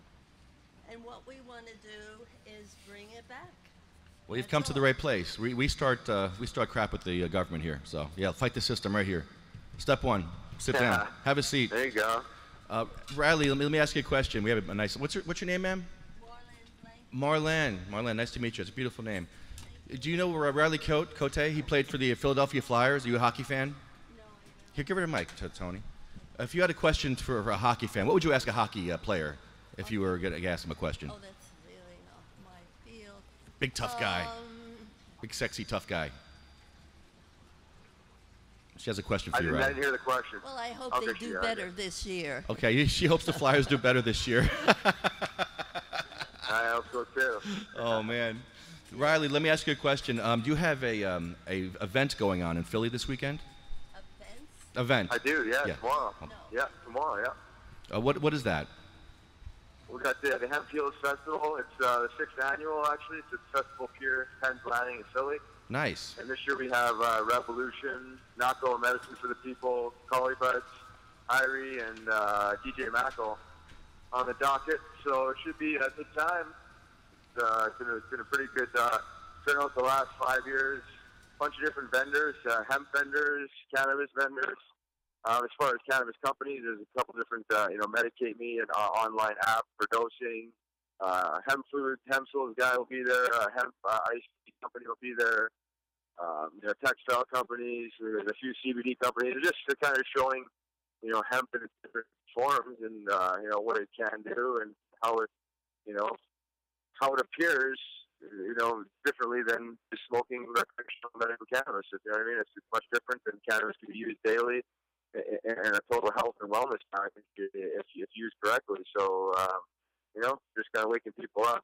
Young generation are the ones that are going to change this. So, the demographic is generally 20 or 18 to 25, somewhere in there. There's obviously a few older people, but nonetheless, it's kids in college and younger crews. So those are the ones that need to scope their mind from the start instead of teaching them something and then reteaching them to them 20 years later. So opportunity to just empower people and inspire them as well.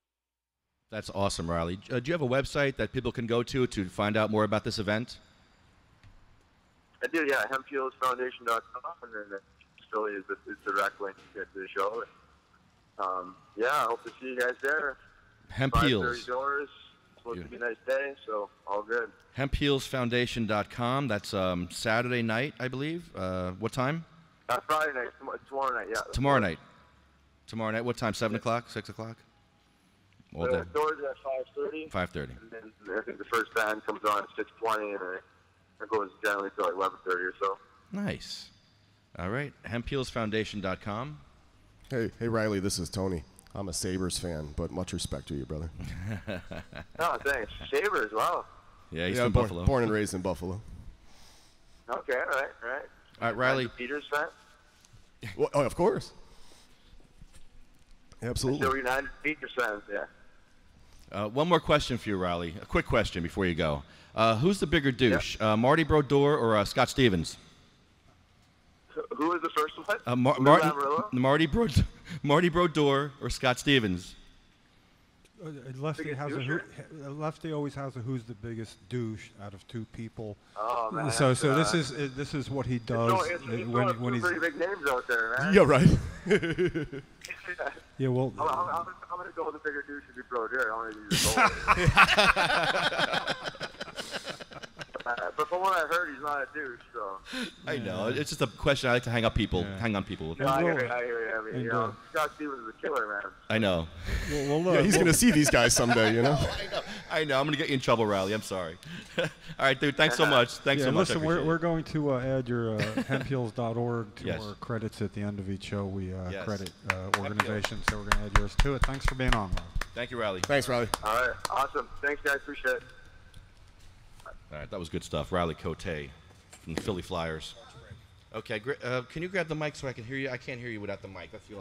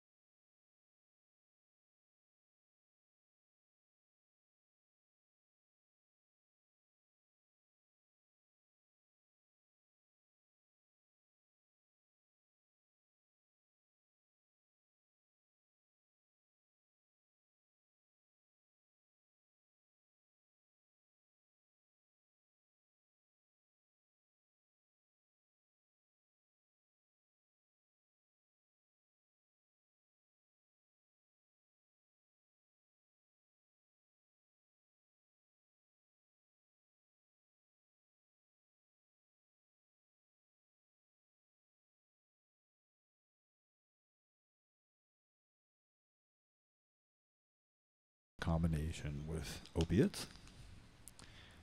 And Governor Christie knows about this. And now I'm reading in last week's paper, Christie Opioid Panel to Share report.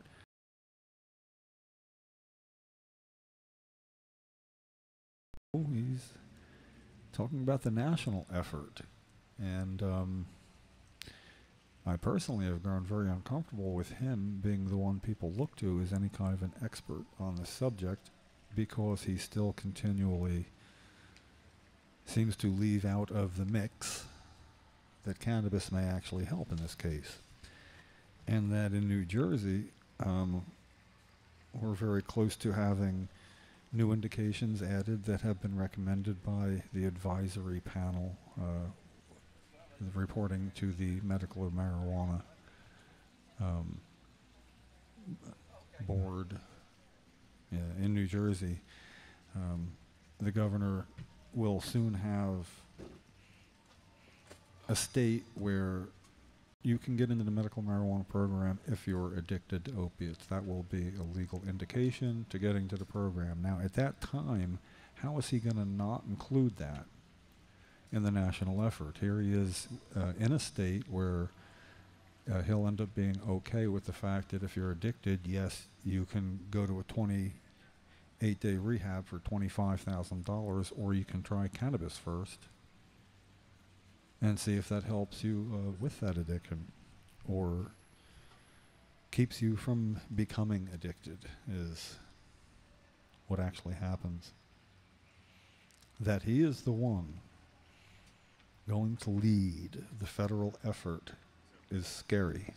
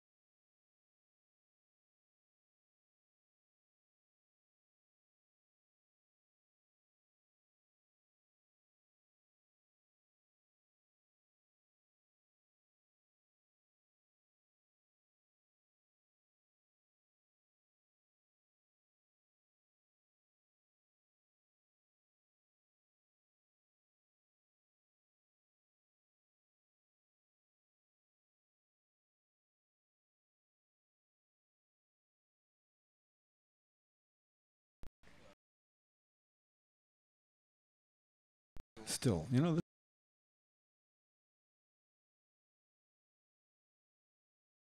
difficulties, damn it.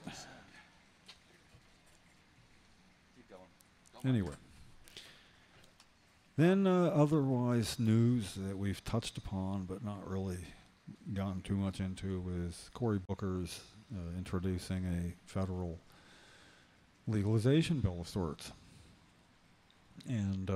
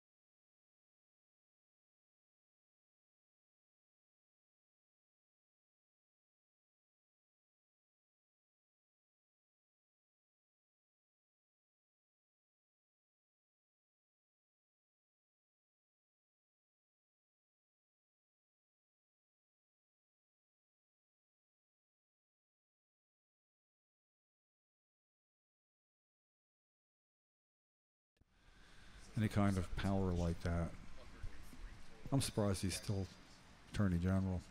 Yeah. Jeff Sessions, yeah, a day ago, Trump said his job is safe about Sessions, but who knows? So basically, though, any kind of power, I guess what somebody, legislator like Senator Booker's stature hopes happens is people get in touch with their senators and representatives about this. Of course, our senator is him, so it's kind of useless to say Cory Booker. Senator Booker, do you support Senator Booker's bill? Does Menendez? Yeah, I don't know. I mean, he does need to be asked. He does. And he'd better say yes. You don't have to be a resident of the state to ask them, so we could probably ask Pennsylvania's senator and New York senator, people too. in Pennsylvania, too, they got to be doing the asking as well. And, that's what he did with the CARES Act. It's also a matter of seeing which other senators you can get on board. It's called a bipartisan bill. This report didn't even say who the Republican would be on that. Bet you it's Paul. My guess that the Republican is Paul. Yeah, Ron Paul. He's a libertarian. While you're listening to right now, Eric just walked up. Hi, Eric. Nice to see you on the show. And also, Preston's here from Hemp Heals. We just spoke to Riley on the phone a few minutes ago. And you're also with Hemp Heals, I believe. You work with Riley? No, I don't work with Riley, but definitely try to help get his message out to everyone because it should be heard. Yes, it's really good. So, Hemp Heal, I'm sure Riley will say more about it, but Hemp Heals is helping everyone, especially access CBD and other hemp-based medication and alternatives to prescription medications. Where would I, if I wanted to buy hemp oil? 20 years ago, it was legal to buy it. I mean, it's been a legal product. And just people that I know would say, well, some skin things cleared up and their nails were a lot harder. Good things happen. They, just noticed an overall benefit for the simple nature of taking a little bit in the morning and a little bit at night, whatever. And I thought, why not? I mean, nothing to lose. But I just can't go out and buy hemp oil. I mean, you have to go to a specialty, a vitamin store or something like that. What do you know? Where would I get some if I wanted to go get some right now? Yeah, it's a big problem. Especially you think you'd go to Whole Foods or a natural food store to get something like this. Whole Foods is not selling it. If you're in New Jersey, specifically Princeton, Santi in Princeton sells it. Whole Earth in Princeton sells it. What Regina and I are doing with Cannabates is trying to bring CBD and other hemp-based stuff to the East Coast, specifically New Jersey and the tri-state area. So we're trying to give patients the access to the CBD oil, because a lot of times they go to the dispensaries trying to get the strains that are high in CBD, but the strains are not being grown to the fullest potential because of these crazy laws that you guys are trying to change out here every Thursday. Yeah, they're only allowed to grow it for research purposes and for 1 acre instead of like 50 acres that they really need. It's just a bunch of crap. Well, like I was mentioning to Riley, I was most impressed 2 decades ago that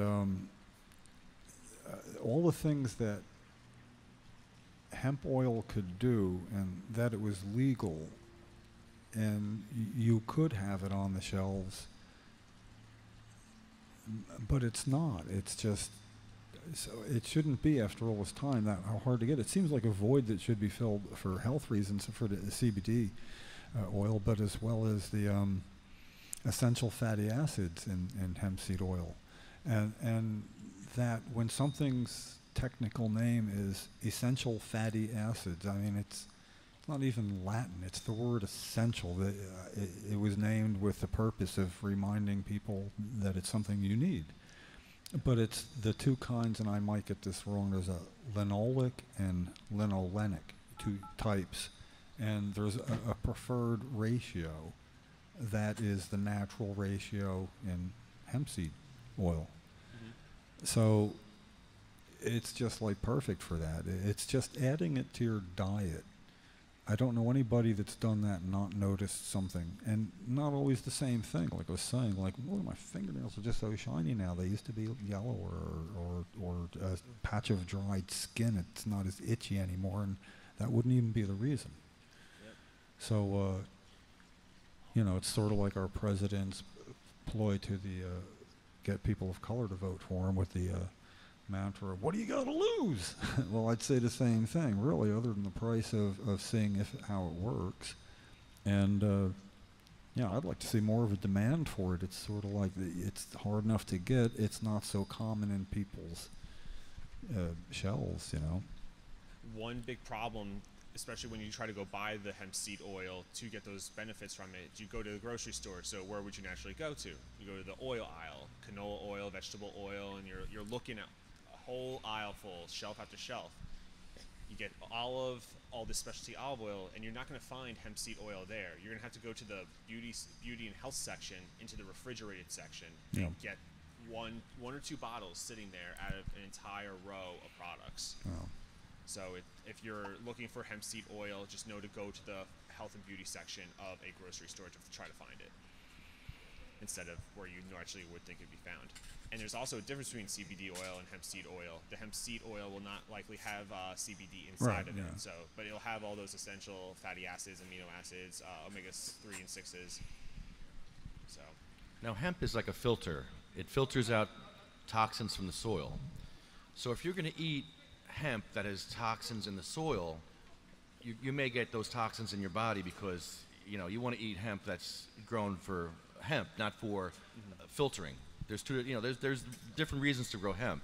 that's correct. And people need to be careful. There could be arsenic in hemp if you're not growing it correctly. I mean, just like anything else. Yep. Yeah, just any product, any agricultural product could have it, especially if they've been laying down all these toxins for years. So you never know what you're going to get unless you grow it, unless you're growing it yourself or you've known the land forever. Yeah, This stuff sits in the soils forever. It does. The main difference between what's going on here in the United States and what's going on here in Canada is that Canada is taking the approach of cannabis as a public health concern. So as the United States is focusing on the business aspect and trying to grow it and make everyone money, the Canadians are looking at it as, let's try to make sure everyone is healed and it's a health issue. So with that being said, is that they're having more regulations on top, and they're also that much further ahead. All the hemp seed oil, most of the hemp seed oil, hemp seeds, and hemp proteins are going to be sourced from Canada. They're not going to be sourced from the United States because Canada has at least 5 to 10 years jump start on us here as well. But again, you can. And one way to combat that heavy metal and the arsenic and all that is, when you're trying to buy CBD, is look for batch reports. A lot of these companies coming out, you're going to start seeing the billion-dollar marketing machine applied to this industry. And one way to help navigate through that is getting CBD oil that comes with a batch report. And this batch report will tell you, hey, here's all the different little molecules, THC, CBD, CBN, CBG. This is what's inside of this specific oil. And here's all the different impurities and heavy metals that we're testing for. So say like Bluebird Botanicals, they have a variety of batch reports. They give you 2 different samples, so we try to lean towards them and promote them. But there's going to be a lot of private labeling going on and trying to cut corners with advertising dosages. Say we're going to charge you $60 for 10 milligrams of CBD in this entire bottle. That's not correct, and that's someone trying to make money off of a sick patient.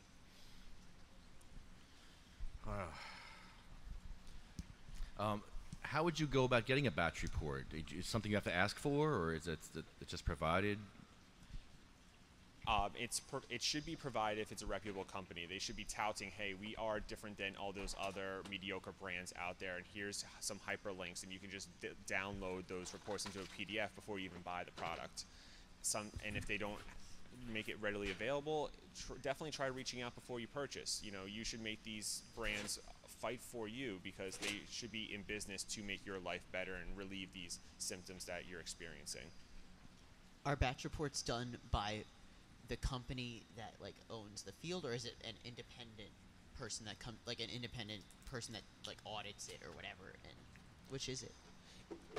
Most of them are touting third party, independently, separate from the company itself. Okay, because that's key. Yeah, it is. But I think there's a lot of, as we get further, maybe 5 years ahead, 7 years ahead, they might start being a little discrepant with that and saying, no, we really do own this lab. But if someone's taking the extra time to go outside and send out batch reports and get that done, it's most likely a third party, and they just don't have any affiliation with the brand. Good. Yeah, it is good. Sometimes, and it's also expensive for these brands to go to get these lab reports done. So they'll send it out and say, hey, we do full spectrum, we do lab reports. Okay, great. Well, they're testing for the cannabinoid profile, but they're not testing for the heavy metals, and they're not testing for the impurities. So they're saying, oh, we do have batch reports. Here are the different cannabinoids inside of this tincture bottle or this salve. But at the same time, you don't know what kind of heavy metals are in there too. But definitely keep a lookout for that. Look for hyperlinks on a web page, because unfortunately a lot of these CBDs you're going to have to buy online. It's going to be hard to get them in stores, and if they're in stores, there's only very, very select brands. You're mostly going to see a brand called CV Sciences, because that's the most readily available, and it's a publicly traded company right now, so they have the distribution to get inside of these whole centers and these health centers. I don't even think dispensaries can sell CBD right now, if I'm correct. Where's Ken when you need him? Isn't CBD still technically banned in the United States anyway? Like, I know that that's probably a lot looser now, but like the DEA still considers that Schedule 1, unfortunately. It does. No medical use is what that means. Right now, because they're taking the hemp and they're processing it, so the CBD has very trace amounts of THC in it. It has to have 0.03 or less, and if the hemp field comes back with having 0.04 of THC, they have to burn the entire field, which is it's insane. Over 0.01%, and they just have to burn everything, and the farmer loses all that months of work trying to grow the plants 5 feet high, 4 feet high, and a lot of time and effort's lost. I heard they do that anyway. They burn the rest of the plant that they don't use. Yeah, that's unfortunate right now. It's so waste of good seed, though. I mean, where we are. Well, what got you into this movement? Well, when I saw the Farm Bill passed in 2014, I knew it was going to be the start of a big industry to come. It was kind of surprising that you would think marijuana would pave the way for hemp to be legalized. Yeah, I thought the other way around. Wow. And I don't think very, very few of us, I think, would have betted that hemp would bring marijuana to being completely legal first. So with these pilot programs, and Ken, consider here.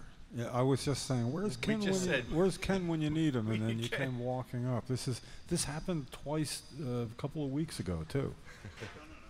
If I'm going to get lucky one time like that, why doesn't money ever fall out of something and into my lap? It just did. I want 10. I got to stretch my feet out. So do I. But are you involved in this thing tomorrow in Philly? Are you going to be there?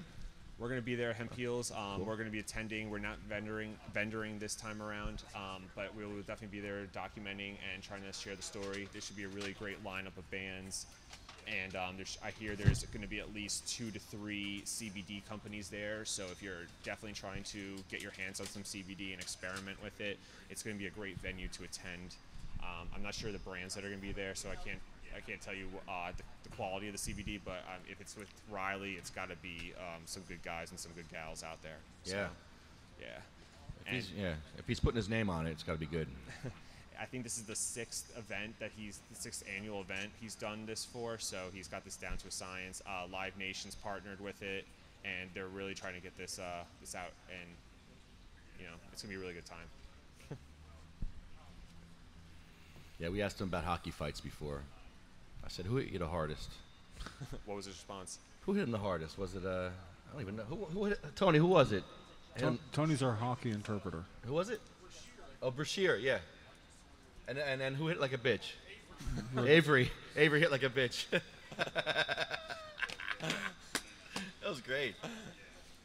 And I said, Riley, do you smoke cannabis during the games? He's like, no, after the games. After the game. But the reason was like, yeah, that isn't conducive to being an enforcer. You know. That's all right, man. Go ahead. Score that goal. Yeah. They probably, if he wasn't the enforcer, they wouldn't mind, but they wanted him having an edge. So. Yeah. You know. Yeah, that was a good interview. But you know, I know a lot of people that take hockey really seriously, and somehow they'll take the subject more seriously. You know. Yeah. When one of their own is saying something about it. I think Riley's really getting behind it because of the high impacts and the brain trauma that hockey players get. I think you saw one of the UFC fighters vaping after one of the fights that he did, and everyone's got all like bent out of shape about it. I'm like, he's medicating and he's trying to recover at the press conference. Is you need to get the CBD into you right after you have these high impacts and the stress right on your brain. Is that Diaz? Is it Diaz that did that? I think so. Yeah. I love that guy.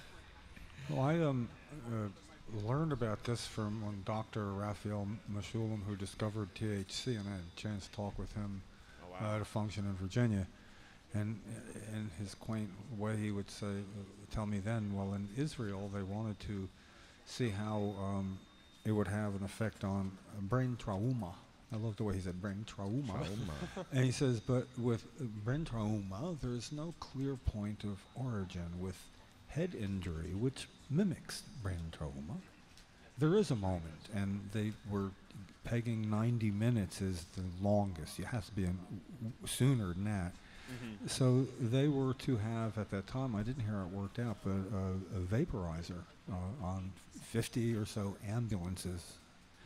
And that with brain trauma, they would give them that as an initial course. I mean, they're not afraid in Israel to study this at all. And I found that kind of amazing, that the premise was that it would lessen the severity of any damage sustained. So that would also be in a concussion, that if you had some clearly as quickly as possible afterwards, according to studies in Israel, it would be limit the damage to of the brain trauma. And the popular phrase I keep hearing now is called subconcussive blows, which means you don't experience the symptoms of a full-on concussion. Say, if a soccer player goes to take a head ball after the goalie punted it, you wouldn't get a concussion from that, but that's still, after you take it right in the head, your brain's still slightly bouncing off the skull. Your brain doesn't have your brain's just floating in your head, and it doesn't have any like barriers or cushions to stop it from just hitting against your skull. And when it hits against your skull, enough points, you're gonna start seeing this little brown dots appear on your brain, and that's gonna be the cause of brain dementia and trauma to your brain. So the CBD is gonna go after all those little dark spots that really didn't manifest to a full-on concussion. And that's why athletes are using CBD now. Never stops. Mm-hmm. Our de facto news director, Ken Wolski, joining us. Hello, Jim Miller.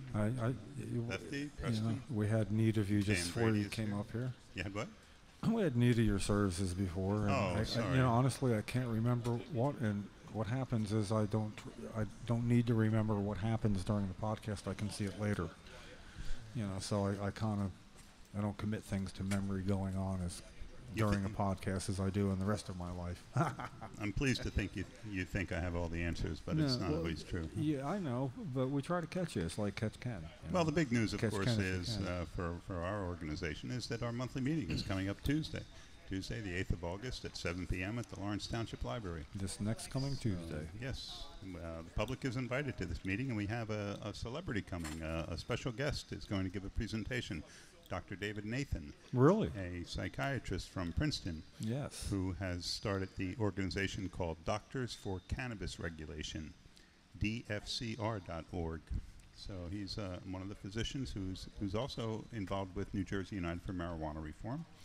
And he gave presentations. I saw one of his presentations at one of the organizations in Washington, D.C. And so he's a very good spokesman for legalizing marijuana in New Jersey.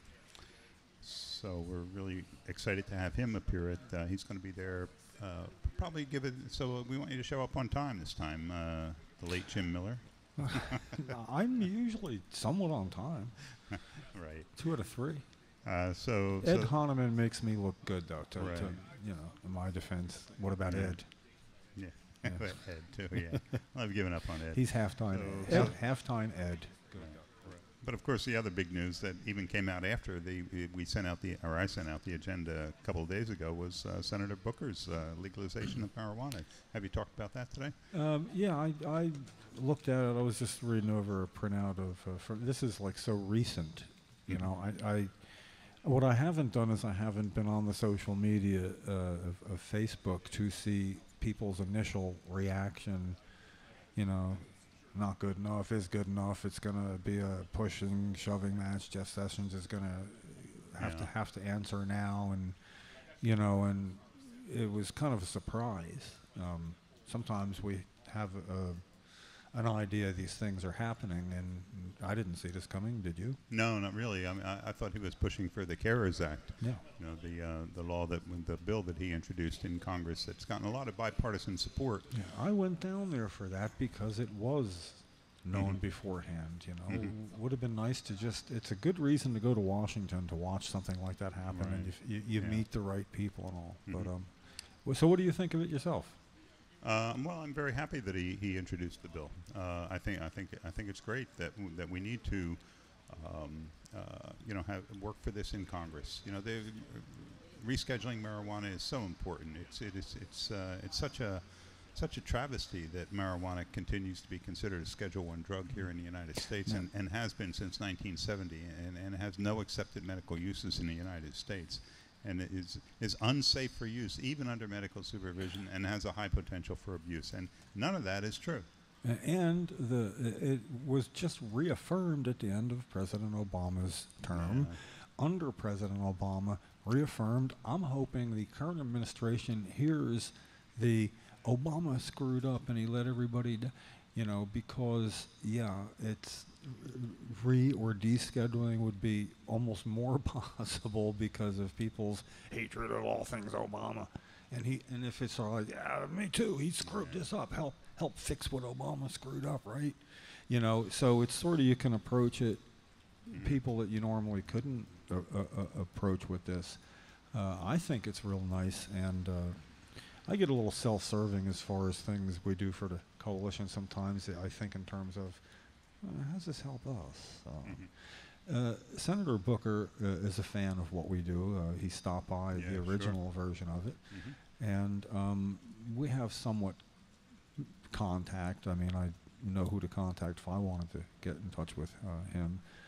But I think he'd be normally he likes to be public about a bill he's just introduced, and he would be a great guest for CMM and JTV, Princeton Community TV. Wow, yeah. He would, and it's exactly what he does. I would suggest sending perhaps something where maybe Reed Gussior or something to do with a legislative whatever, and getting that to him as quick as possible.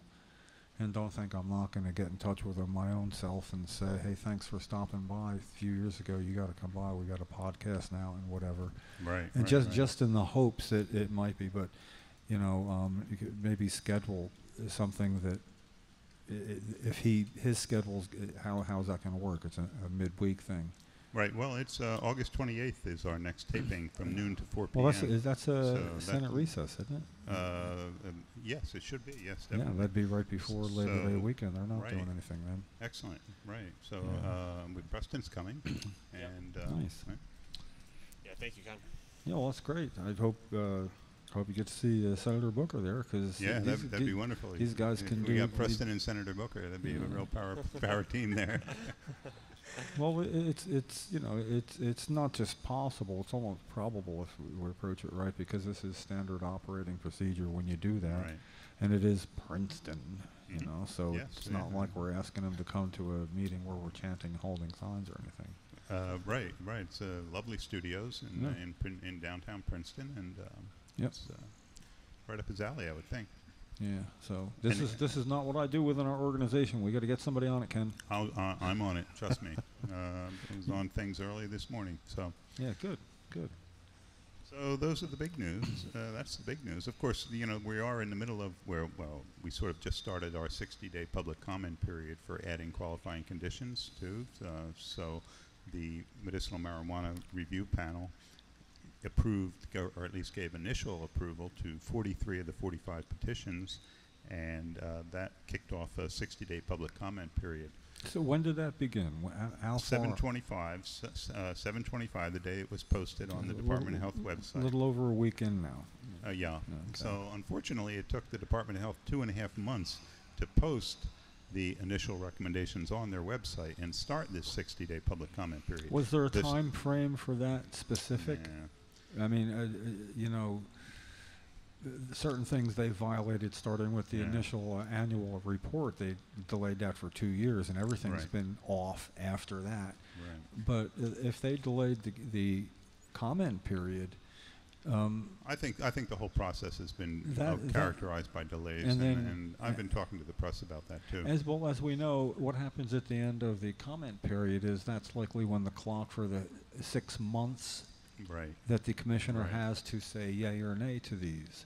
There's a 6-month time period that now that they've delayed this 3 weeks, that shouldn't be part of that 6 months. The commissioner could be doing everything she needs to do to verify. She should be on the job now. We should be saying, we want records of everything you've done in your capacity or somebody, and we should be thinking of filing open public records requests where they don't come forth.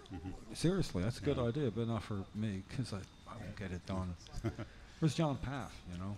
So, you know, the commissioner has been, you know, they did work quickly, and they can work quickly. They've proven They can, that. yeah. You know, when the PTSD was added through the legislature, they could have delayed that. They could have delayed that, but they immediately, and, you know, said, oh, we have to do the regulations, and we have to promulgate the regulations, and then we have to publish them in the New Jersey Register, and then we have to wait for the comments to come in, and then we can add PTSD. Yeah, but you know, we were wrong. They could have delayed that for months, Jim. And we were wrong about that. But they didn't, and which tells me that we can't say with all surety anymore what they will or won't do. We've been wrong about the governor signing or not signing something as well.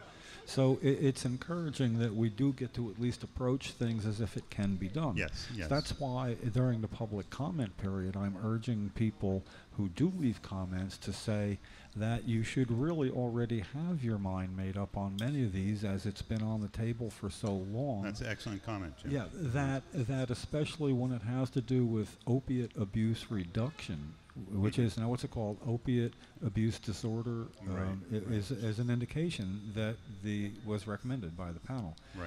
As well as for chronic pain, neuropathic.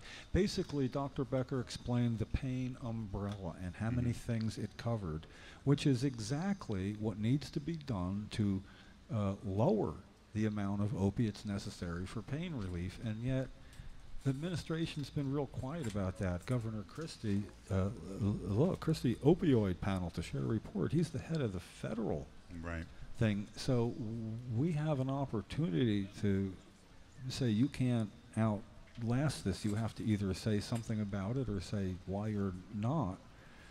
That this is another tool in his toolkit for this venture. So. I'm going to encourage people to focus their public comments on, you know, not necessarily reinforcing more reasons for approving what they already approved, but for speeding the process along. Speeding it up. There's no reason because there's no more delays. You know, you can use your discretion as the commissioner of this Department of Health and do the right thing. And I would question what's the average amount of manpower time spent on getting to your decision. In other words, it's going to involve a certain amount of work. They give you some time to do this. I'd like to know about the level of involvement. This is the largest public health emergency, both nationally and statewide, according to health departments of the nation and the state. So if this is the largest emergency, bigger than anyone, bigger than West Nile, bigger than the AIDS national epidemic, if it's all that much bigger, why 6 months to do something that you could do now? It should be pushed through. The governor should be begging or ordering, in his case, the Department of Health to act expeditiously, start studying now, so when the period for comments over, I want that decision that day. Yes. Yeah. You know, Makes total this sense. is according to what he's trying to do. Yeah. What's that, Preston? Makes total sense. Yeah. I'm angry. I'm not going to hide it. So we Is the certainly hope. commissioner allowed to make the decision in less than 60 days, or does he have to wait the No, 60 she's days? allowed. I mean, 6 months. You said it's 6 months, actually, right? Yeah, 6 months. Yeah, So it's 60 days within, for the within comment 180 period. days. Yeah. So it could be 2 months of public comments and then 6 months after that? Yes, It could be. it could be. It could if be, that's what they yeah. want. And then And they how's could the commissioner been in the past? She was president for the PTSD. I mean, she was the commissioner for the PTSD, right? So she has not been outrageously obstructive. Let's say, you know, I mean, I'm not at all Well, yeah, pleased. I'm not sure how much the commissioner had to do with the delay in posting the initial recommendations. That was a 2.5 month delay from the time that from May until July 25th, May 11th, when the hearing was. So 2.5 months. Yeah, 2.5 months. Like It that's took a 'em long time to a person in pain. That's a long time. Just to get the report that was issued on May 11th onto their website. You know, it's an unconscionable delay. I can't see why that should take more than 24 hours. But I don't know that. Right, it should take about 24 hours. Now I'm not sure why. I'm not sure that the commissioner is to blame for that. You know, that's not necessarily her responsibility. It probably falls on the Department of Health medicinal marijuana program at that point. But it is noteworthy.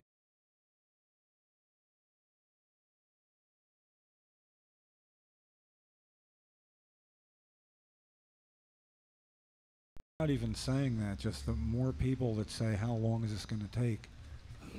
I'm in pain now. I appreciate everything. It looks like it might be working out, but if you're going to say yes, please say yes now. Yeah. You should know. Do you not know? Do you have more work? What do you need to know? What's left to do? Could we get you some help? Could we get you know? I mean, really, what's your next step? Yeah.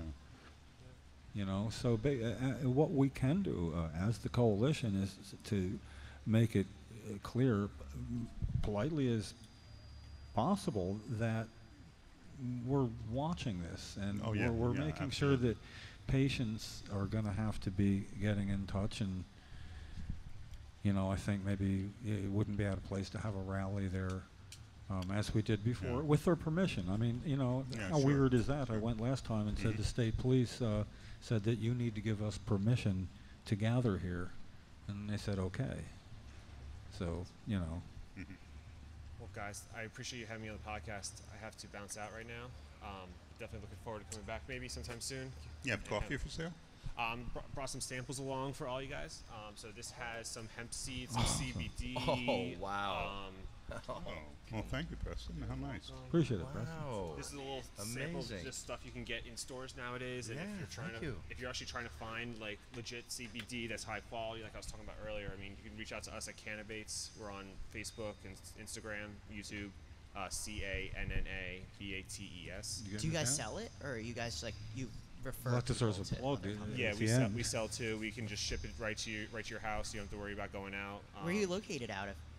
We're based remotely. We're right in Mercer County. Really? Yeah. Okay. So we don't have a retail setup, but we sell specifically online, and we can definitely ship anywhere in the country, outside Puerto Rico too. So it's definitely legal to ship. You don't have to worry about the cops breaking down your doors. We sell CBD. They have CBD lunar aids for the ladies during that type of a month. The lunar aids are supposed to really help manage the cramps and the pain associated with that. CBD honey. There's going to be a lot of new CBD coffee beans. There's a lot of new ways to really get the medication without actually taking a very concentrated oil form. So Yep. That's great. Amazing. Great. You guys are doing an amazing job down here every week, Thank every you. Thursday. Man, it's all big, him. Big shout out.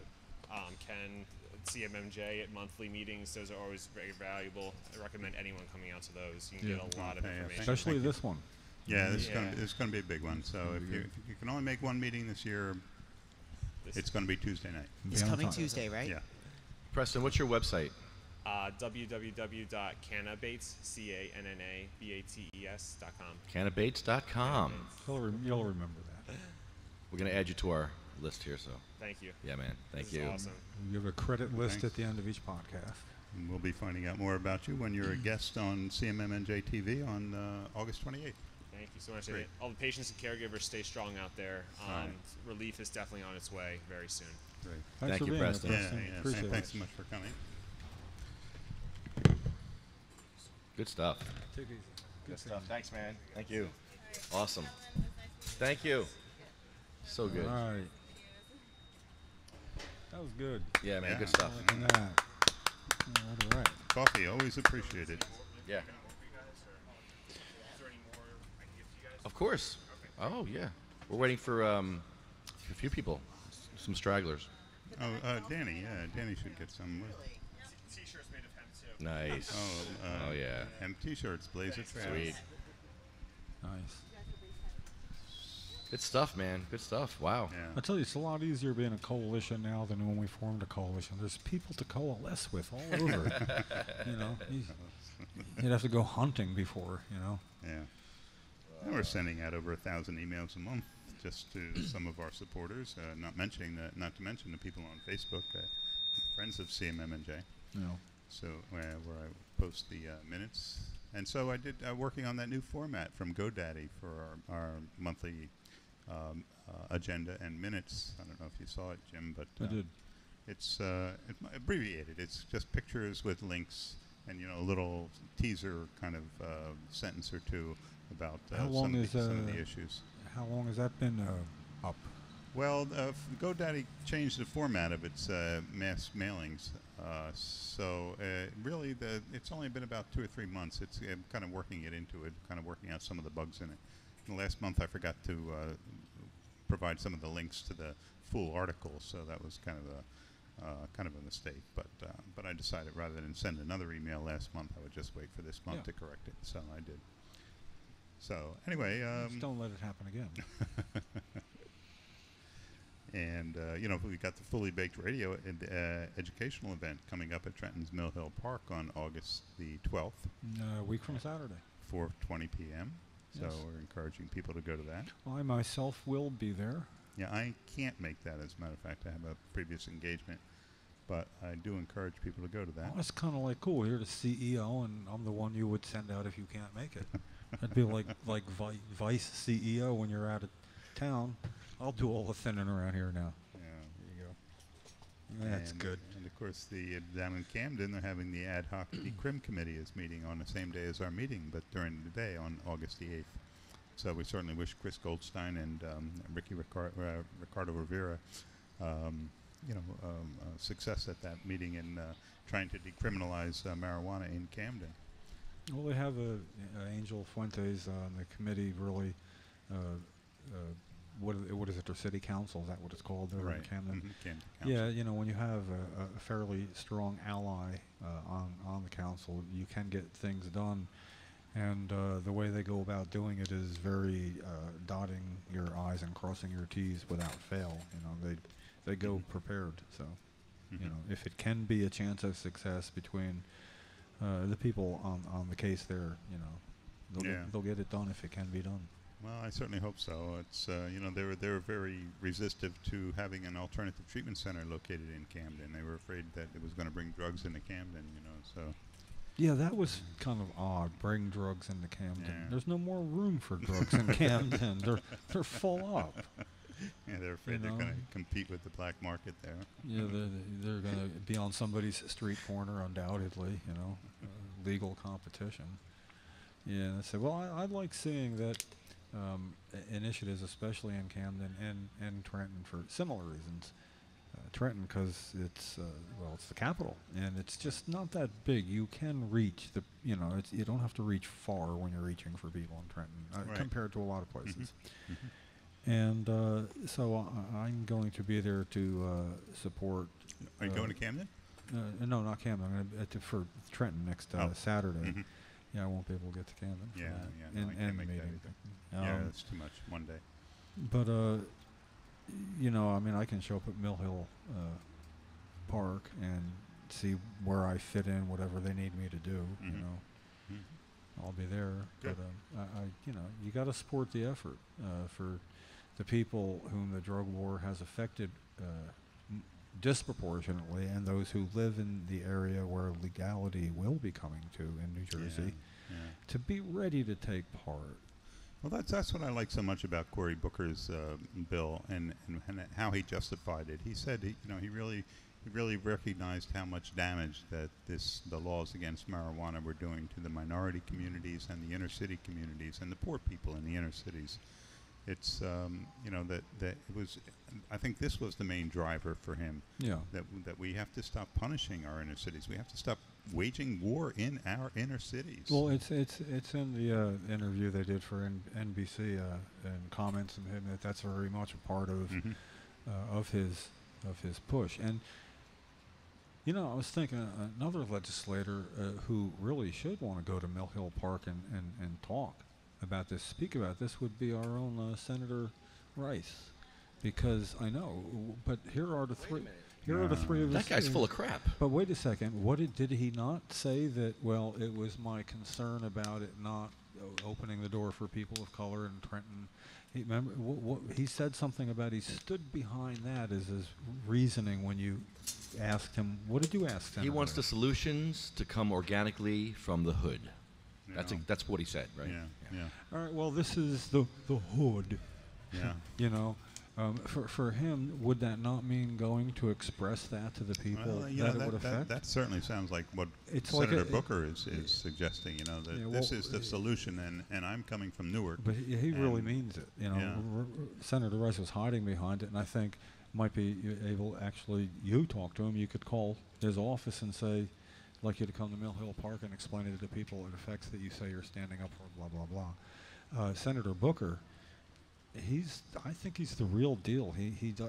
Yes, he understands this is going to be good for him in the long run too, but I don't think that's why he's doing it. I think he sees it coming with Jeff Sessions, and it was, okay, we're not going to wait till you do something to push back. We're going to start at the beginning with you, which is good. To wait till Jeff Sessions does something worth complaining about and then complaining. No, don't play small offense yourself. We have to disarm him as much as we can when it comes to cannabis and other things. And he's kind of horrible in every way. It should elevate the discussion then, and to individual things being said. So we certainly appreciate him for doing that. And I think Booker's just on the right side of history, and like you said, he did stop by our demonstration several years ago. Yeah.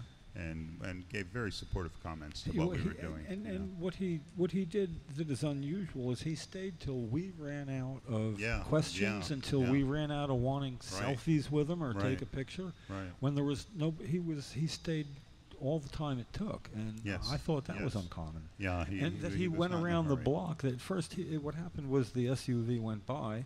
Or demonstration here, beep, beep, beep, beep, but screw you, beep, beep, beep, beep, good for you, beep. It's the same beep, you can't tell. And that was what was in question, was that for or against us? And then it was here comes that SUV, and came around the block and pulled up, and wasn't what I expected when the window went down. It's Cory Booker. Right. So he went around the block, thought enough to come back, and too few people actually want to have their picture taken with people getting out and doing the demonstrating. He thought he came to support what we were doing. Yeah. No question about it. And that it was okay with his staff if I come down for his unveiling of the Carers Act. And if Jim Price had a steadier hand, I'd have a great picture of when I said, "You are Batman," and he gave this sort of laugh, and Jim had a picture of that, but he must have been shaken. Oh, Price was with you then? Yeah, we both went, yeah. Oh, nice. Yeah, we've gone down to that. We also went down to the Senate committee hearing to do something about banking regulations in states where it is legal a couple of years ago. Where the governor Hickenlooper from Colorado was there, and it's just fun. I mean, it's an education. You get to Union Station, you take a walk, and you're sitting in a committee hearing there. Right. It's very empowering to do that. And it's an easy ride, from is, train station down to Union Station. Comfortable, fast, convenient. Yeah, we should let Senator Booker know that if he's going to have any press conferences about this in the future, we'd love to come support. Love to have him on the show. Love to have him on the podcast. Love to have him in Mill Hill Park on Saturday. This is where Cory Booker belongs, coming out to Mill Hill Park on a Saturday for exactly this purpose.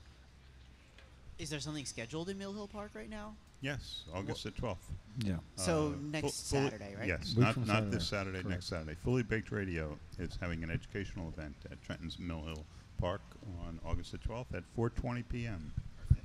So put it on your calendar. That's exactly what I'm going to do. There you go. Good, and Eric's putting it on his calendar even as we speak. +1. August 12th at 4. Oh, that's the day I have a wedding to go to. Yeah, I can't make it either. So.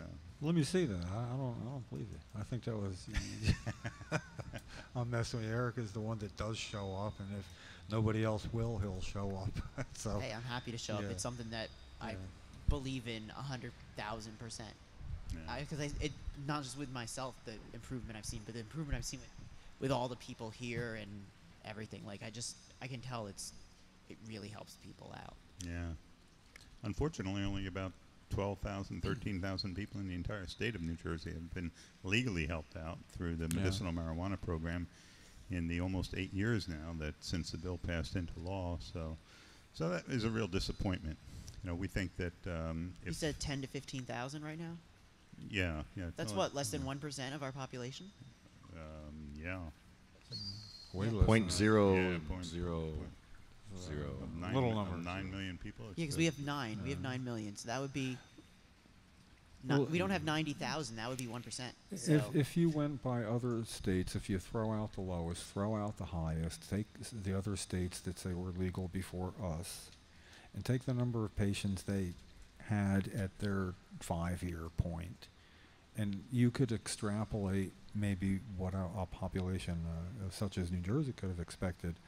And the lowest estimate, if you do it like that, is going to be well above 150,000, more like 250, 300,000. It's a large number, but it makes it's so difficult here. And the fact that they talk about that in terms of how many people have registered with the program, and people die. And as Lefty and I point out at every juncture, at the end of 2015, I don't think it was 16. I don't know if we have those statistics yet, but it was 600 some patients died, and we had 6,000 some. So it was about 10% one particular year.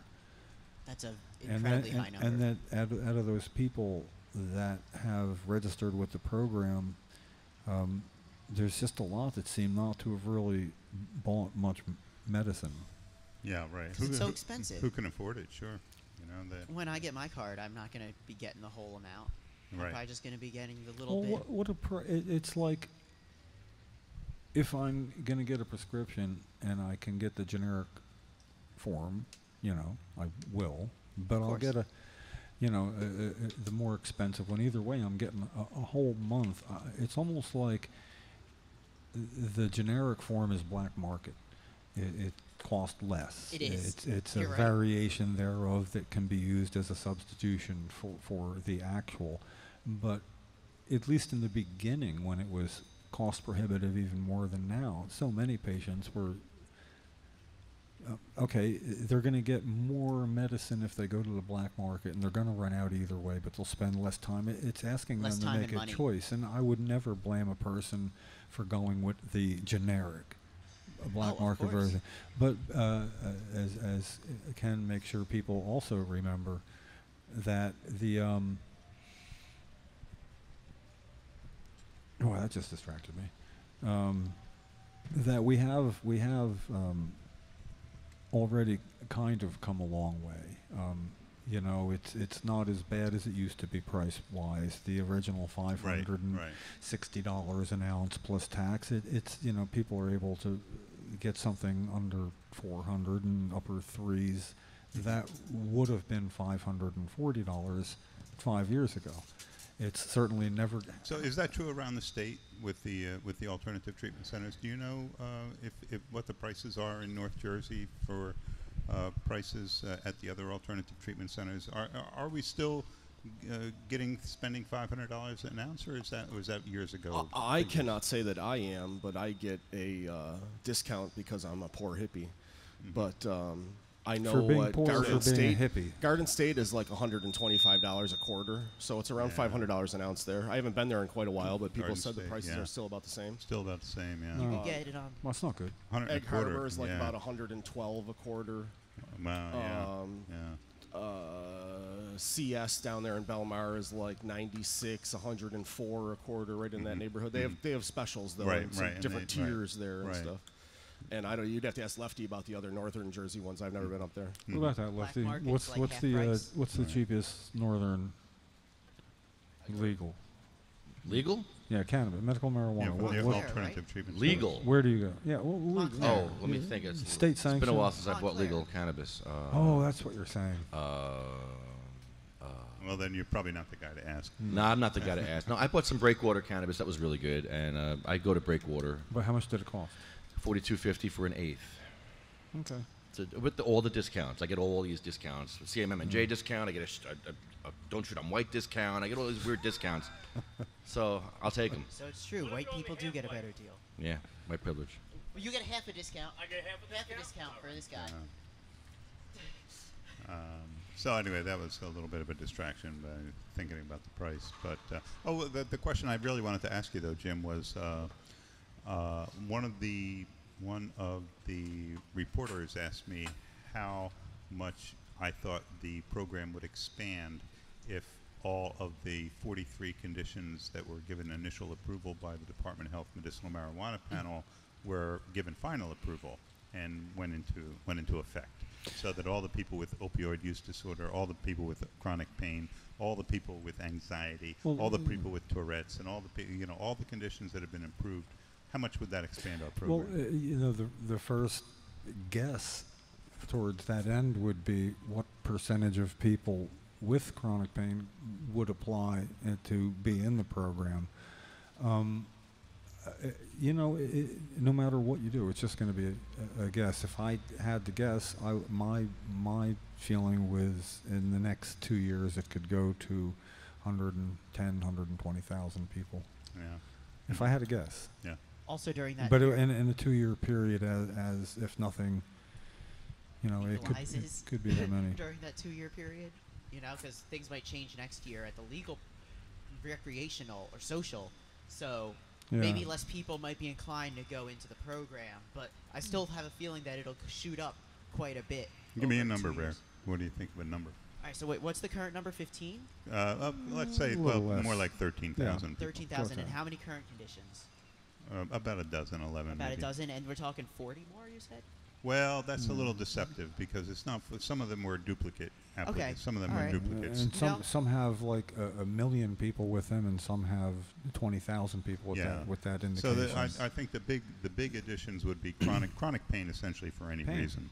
I can't believe that's not it pain. already. Yeah. Well, yeah, it was in the original bill, but it was taken out. Yeah. So chronic pain now only qualifies for cancer and AIDS patients. Or if you have intractable musculoskeletal spasticity, if it's phrased like that from your pain, that'll also. That'll be that's the trigger word. So chronic pain, anxiety. I think anxiety, That's and a I big think one, an 'cause awful lot of people who suffer from anxiety, and it can be crippling, and marijuana can really help. Besides myself, And the a drugs- lot of my friends have anxiety. I know so many people that with have it. anxiety being allowed, the difference between PTSD and anxiety is a blur sometimes. People may have PTSD and they call it anxiety because they're anxious. That it would be good for either one now is huge because it doesn't leave anybody out. Right. I have both. The pharmaceutical drugs for anxiety are very dangerous. So just to get those people using cannabis instead of benzodiazepines is a huge thing. Right. I use Wellbutrin. And opioid use disorder, you know, that, I mean, to me, that is also, can be a huge market. It's a no-brainer to have opioid use disorder. No, Like, no, it's a is no- that- And yet we are one of the very few states in the entire country, even with our medical marijuana program, that specifically allows opioid use disorder as a qualifying condition for Oh, we have marijuana that? therapy. Thank God.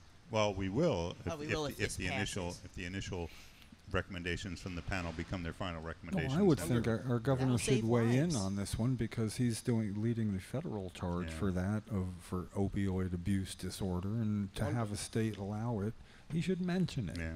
Lefty, do you have it? I mean, I'm sorry, Tony, do you have a number of what How many the program patients? would expand by if the 43 conditions are okayed? Give us a guess. I would say at least 100,000. I don't Yeah, see why not. yeah. And that shows you that we're going to need more dispensaries. Yeah, right. I said somewhere between 100,000 and 200,000, and you know that. I mean, but again, that was just Those a are good. ballpark Those are figure. high.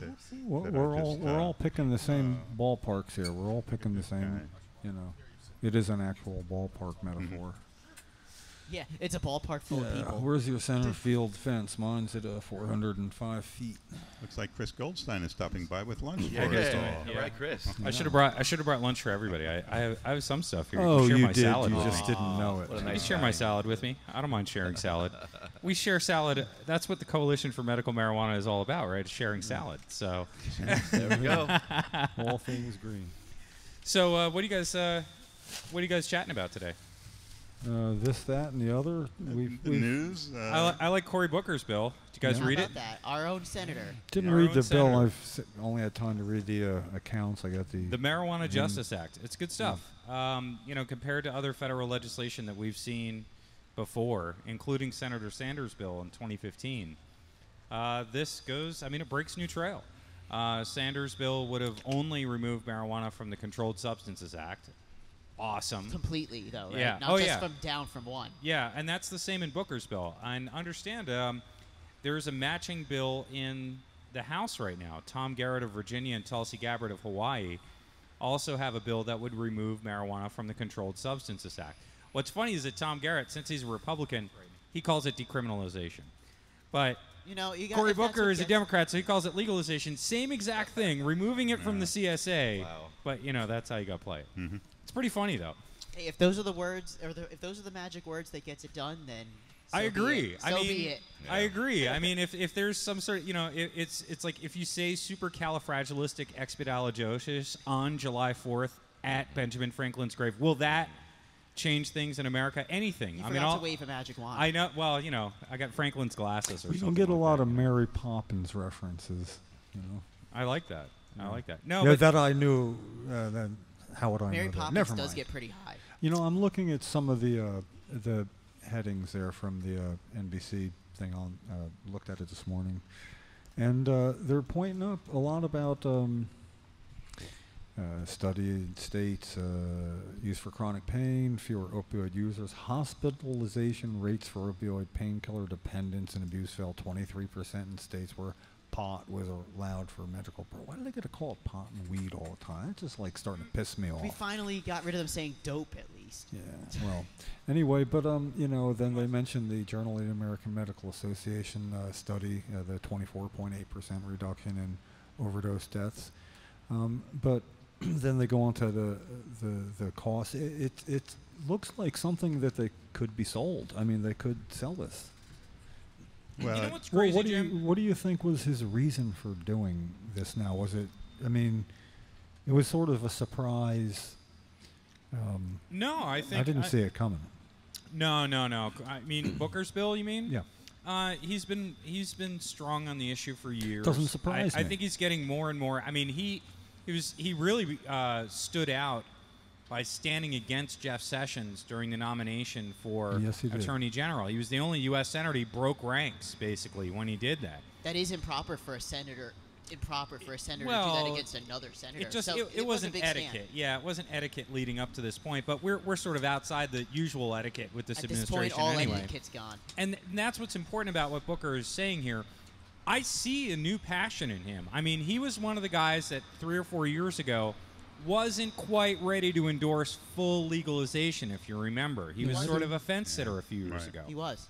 Now, in the wake of Sessions and the Department of Justice and what he's seeing and he knows better than probably any of us how serious it means to have Jeff Sessions as the Attorney General.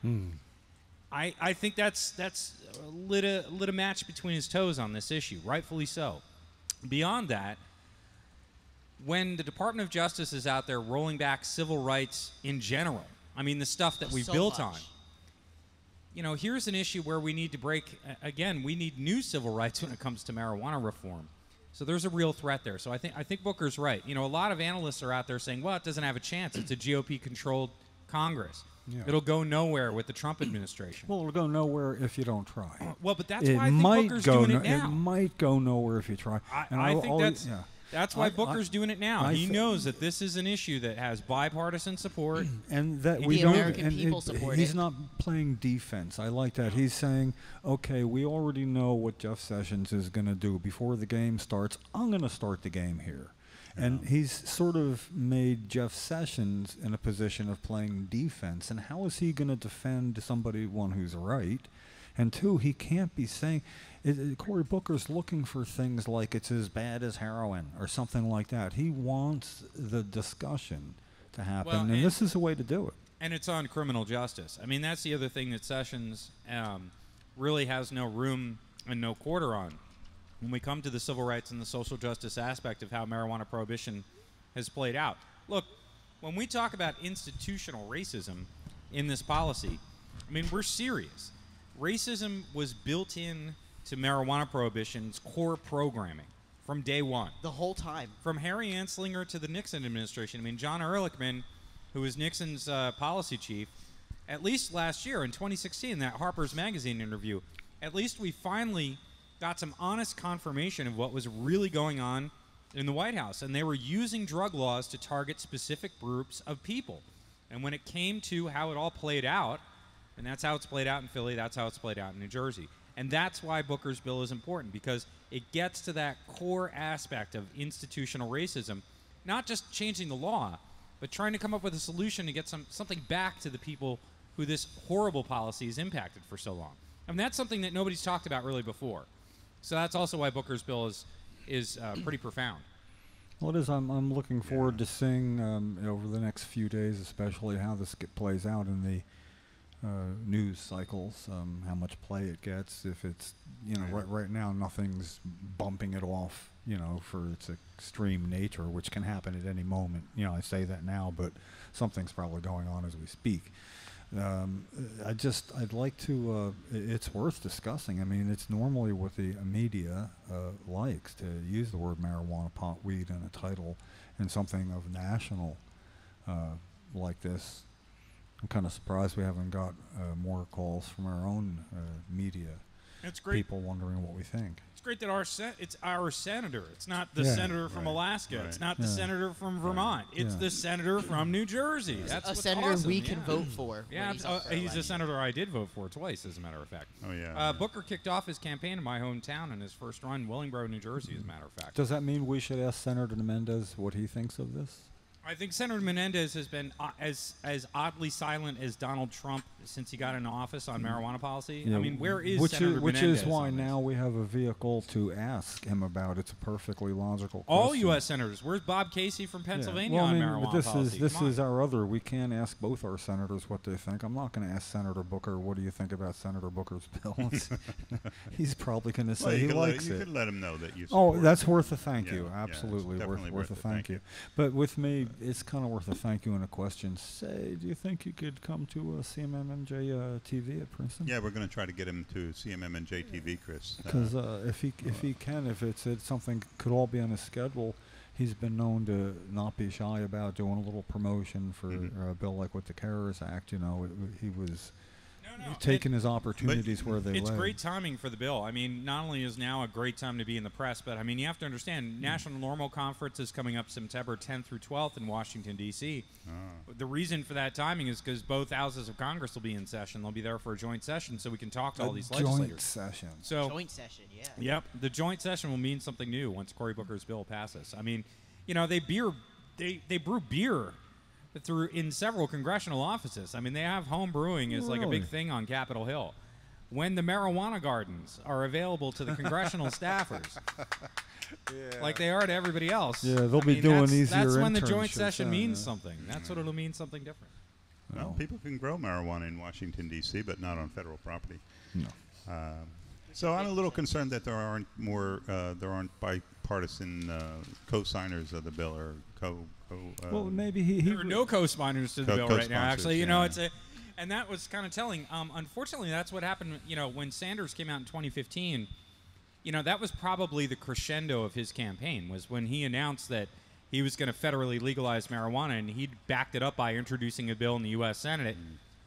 Even though he was at the height of his popularity and running a very successful presidential campaign, guess what? Nobody signed on as a co-sponsor to Sanders' bill.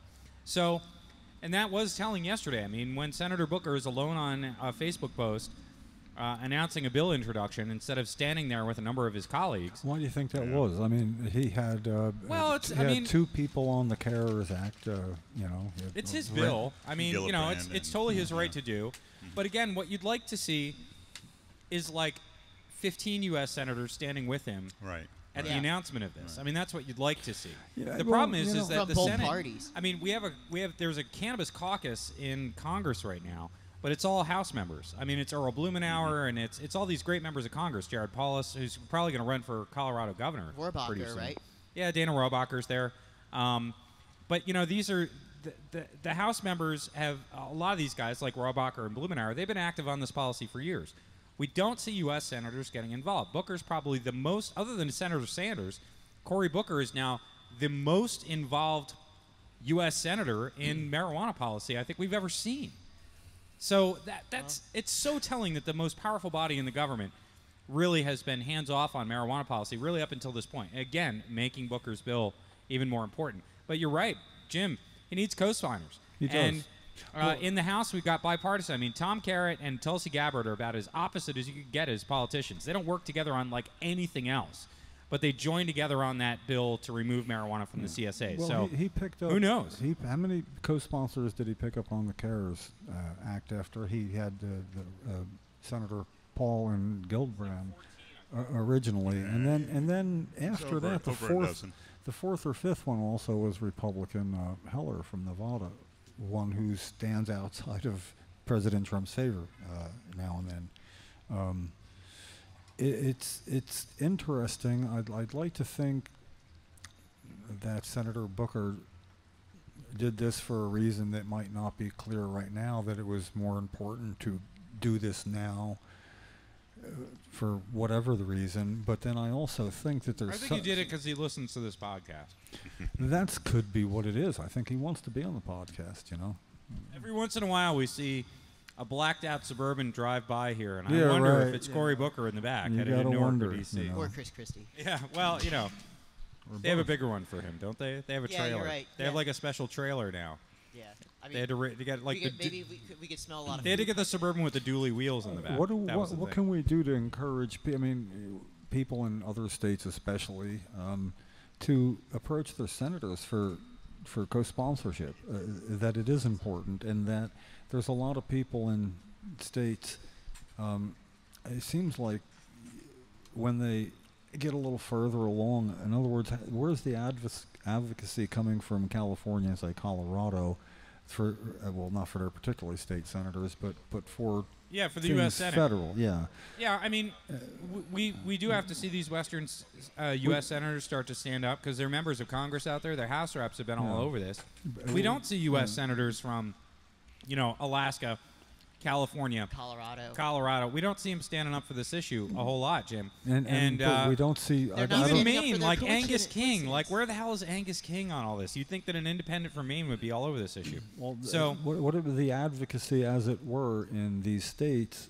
What are they doing? I don't know that there's an organized push for them to mobilize as to, in other words, people go up when it has to do with the Affordable Care Act and the Trump Care. They'll show up by the hundreds at local congressional offices or Senate offices of anybody that might be on the fence, and that's very impressive. But I'd like to see that now for this. I'd like to see a real show of support, and it's not going to happen. Yeah, but will people shy us away? I mean, that's the thing. Like, the cannabis industry also has a stake here. Like, how does the cannabis industry want to see national legalization play out? With Do they want to all see white people. Do they want to see national legalization play out as a free market, or do they want to lock things up like they have in New Jersey with exclusive contracts? Dude, did you hear in Delaware, one of the New Jersey nonprofit ATCs got a non-competitive contract to open the second dispensary in Delaware. I mean, it wasn't even put out for competition. No. I mean, this is what's happening here. I was saying That's this. not free market. I was saying this on WURD yesterday. Look, it's not a conspiracy theory.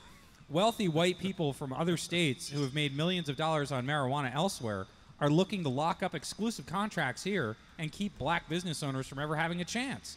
I mean, it's not a conspiracy theory. It's just, corporate practice. You know what I mean? So and that's the thing. When we talk about national legalization, Cory Booker's bill talks about social justice and this aspect of it.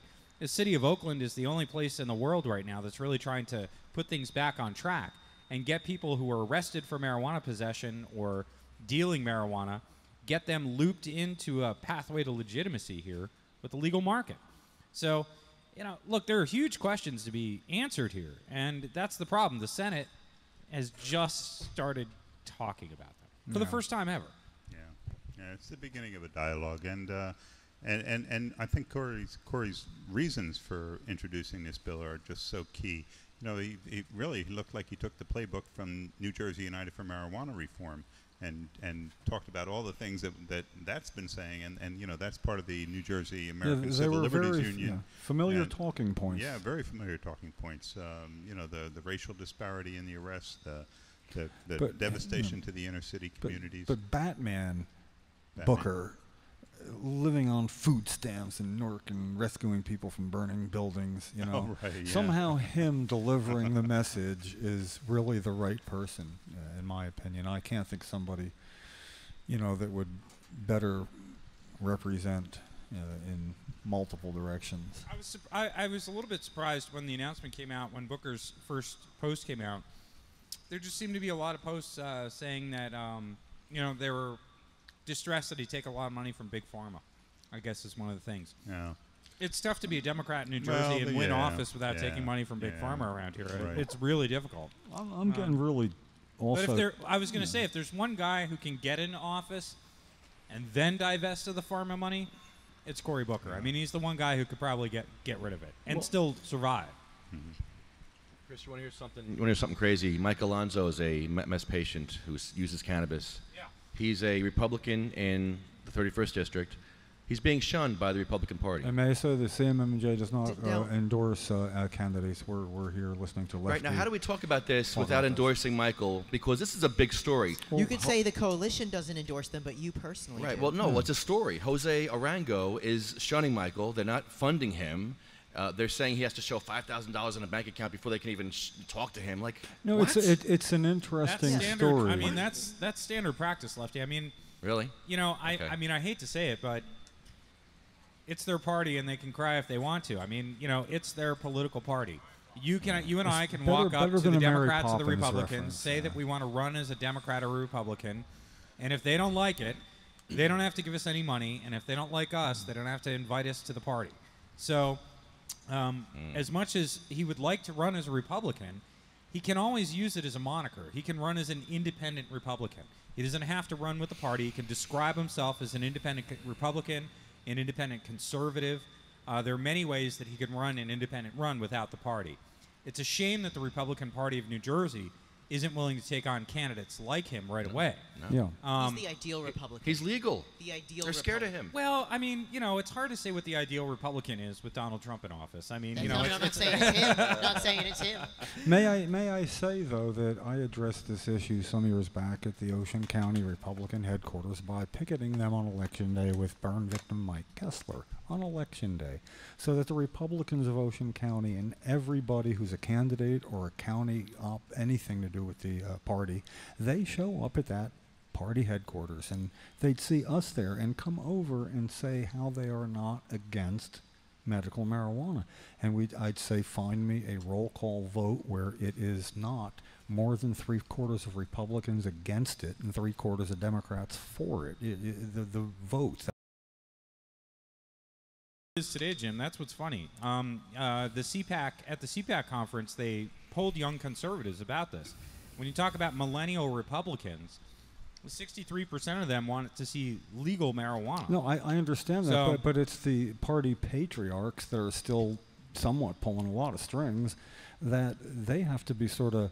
I like the idea of, and if Lefty wanted to go to picket a Republican headquarters on Election Day, I would show up for that just to stimulate the discussion. After voting, I would show up. No, well, yeah, go. Well, and this vote. is the county party too, right, Yeah. Lefty? This is like the Jose county. runs the whole state, apparently. Yeah. I'm sorry, what city? State Jose Republican Arango Party? runs the whole state. Oh, I'm sorry. So this is the GOP of New Jersey. then. Yeah, Oh, wow. yeah, they're I shutting mean, him. that's kind of it's That kind of says a lot disappointing. about the GOP. But when I I say mean, I I think that- Jim Miller, not coalition. I mean, as somebody who helps, I mean, you can't endorse a candidate here at CMM&J, but Right. you could certainly support a patient who's having a problem with discrimination because of marijuana. There it is.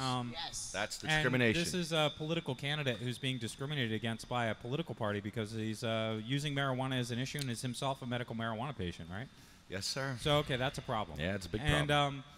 Hey, what's happening? Ariel. So Well, that's interesting. Yeah, it's very interesting. So yeah, I mean, that's a way to start talking about this candidate's run. What is up with the Republican Party of New Jersey? I don't know. I mean, you'd think that they would want. Kim Guadagno is running for governor on a platform of decriminalizing marijuana. her support for it. The party itself, I mean, certainly medical marijuana hasn't happened in New Jersey only because of Democrats. So it's shocking, you know what I mean? But it's also not surprising. I would dare say that you might get the same response from the Democrats. Well, with the I same would- kind of candidate. I I know- hate to say that, I know- but I think it might be true. I know times have changed, and probably sometimes a lot more than I might recognize in a couple of years. But I do remember being out here with 13 signs for all 13 assemblymen who voted against post-traumatic stress. I remember that. And they were all Republicans. Everybody that voted against Yeah. it was Republicans. 13 out of 13. So, yeah, it's a party issue. The flip a penny. You get it 13 heads or tails in a row, and call me if I'm still alive when you do it. That doesn't happen naturally. 13 in a row does not happen. No, it just doesn't. And so it is a party issue. And I think Oh, it's the burden is for those Republicans who do It's a good number. know that. 13% is a great number, Jim, because that's what the Agent Orange at Compassionate Science tested at this week. When it's listed at 20%, it tested at 13%. So I don't know what's going on. How'd you guys find that out? Yeah, isn't that How'd crazy? you guys figure that out? Where do we get these numbers from? Yes, where did you get the numbers? Cindy and Bob are coming to tell us all about this because I saw this on the internet the other day, and I was Okay, like, it was on the internet. Then It's gotta be there- true. It has to be true. You wanna call him? Yeah, it's gotta be true. No, I really don't. How All right, often? It's almost 2:00 now. It's How after often 2 are they? o'clock now. How often are they? It's true, How I often gotta are go. they supposed to be batch tested there at the dispensary? Yeah, that's the other thing. I mean, different parts of a plant can test differently, Could you tell? Okay, if you gave me a vodka-based drink and said it's 80 proof vodka, but it was 30 proof, I'd know the difference. Okay, well, how about So basically, what I'm saying to people who would be offended by this, how about 80 proof and 72% proof? Yeah. 10% difference is what you're talking about. I know could my you really- vodka, man. I'm you pretty could tell sure a difference between No, 80 proof and I- 72%. What I proof. want, what I mean to say is, though, were there patients that No, knew no, that? again. Listen to me. Did they know the difference from the smoke test first, or you know what I'm saying? Like, Yeah, but Ken, when you talk about the 10% difference, the difference between 10% and 20% THC is a factor of 100. Oh no, all right. Well, You know what I mean? All right. Well, I didn't say That's that. I 100% said less. Was it- no, no. it was a okay, fair well, I question. didn't So- say 10. It was a fair I question. said 10%. I didn't say 100. I mean, if you were talking about, I heard. Yeah, the you were difference saying was- like vodka and stuff like that, but that's the thing. It's like if you take vodka down by 10% in proof, if I have 100 proof bourbon, and then I blind test you with 90 proof bourbon, you won't quite be able to tell the difference. But that's not what happened here. What happened here would be the difference between me giving you 100 proof What's the bourbon numbers and again? 50 proof numbers bourbon. 20 okay? and 13. That's the difference. 50 20 and 13. 20 to 13 and 27% to 18% was another. Well, strain. that's about a third off. That's 10%. I mean, no, that's half as potent. That's half 30, as potent. 30%. That's 50% less potent. All right, which means that's the difference between 100 proof vodka and 50 proof vodka. Okay, and I could tell the difference in that, and I don't even drink. And keep an eye on the time. I don't even drink too. Here we go, Cindy. You have this story. Where did you hear this information first, Cindy? Please. Oh, well, we got an email from the dispensary. We were completely shocked. What did it say? Well, they said that the state came in, evidently, tested it, Right. and the lavender, for one, it was top shelf. They couldn't even keep it on the shelf. Yeah, I It was know. 27%. Yeah. No, that was all bullshit, basically. But it was bullshit that they couldn't keep on the shelves. No, that it was confused. 27%. It was actually 18%. But which was they knew couldn't it, keep on the and they shelves. still put those labels on the bag. So they admitted to this. They admitted they knew, Okay. and they still put the labels on the bag that said 27%. They were still charging top dollar. Did they say they were sorry? $100. Did they apologize to all the suffering that they gave everyone? No, a matter Not of yet. fact, they They will. treated us like we had no room to complain. What's that? Grab a mic. Grab that mic. Right. Another thing is, we've been going to them devotedly since they opened. I know you have. And we Is checked this- our bags I'm for confused 2 years though. ago. You have to answer a question for me. And, Okay, Well, go ahead. What's your All right, question? yeah. that I need headphones. you said something they couldn't keep on the shelves. Was it the 27% that was really 18% that they couldn't keep on the shelves? It was being sold It out. was the 27%. But that was it people were going after. okay? Was it No, it says 27%? 21% is what it says. The on lavender, that's Agent I Orange still you're don't know looking the at. answer to my question. I'm sorry. Okay, but what was the question? The question, if I'm going to still be remembering it, I'm only required to remember it one time, you know?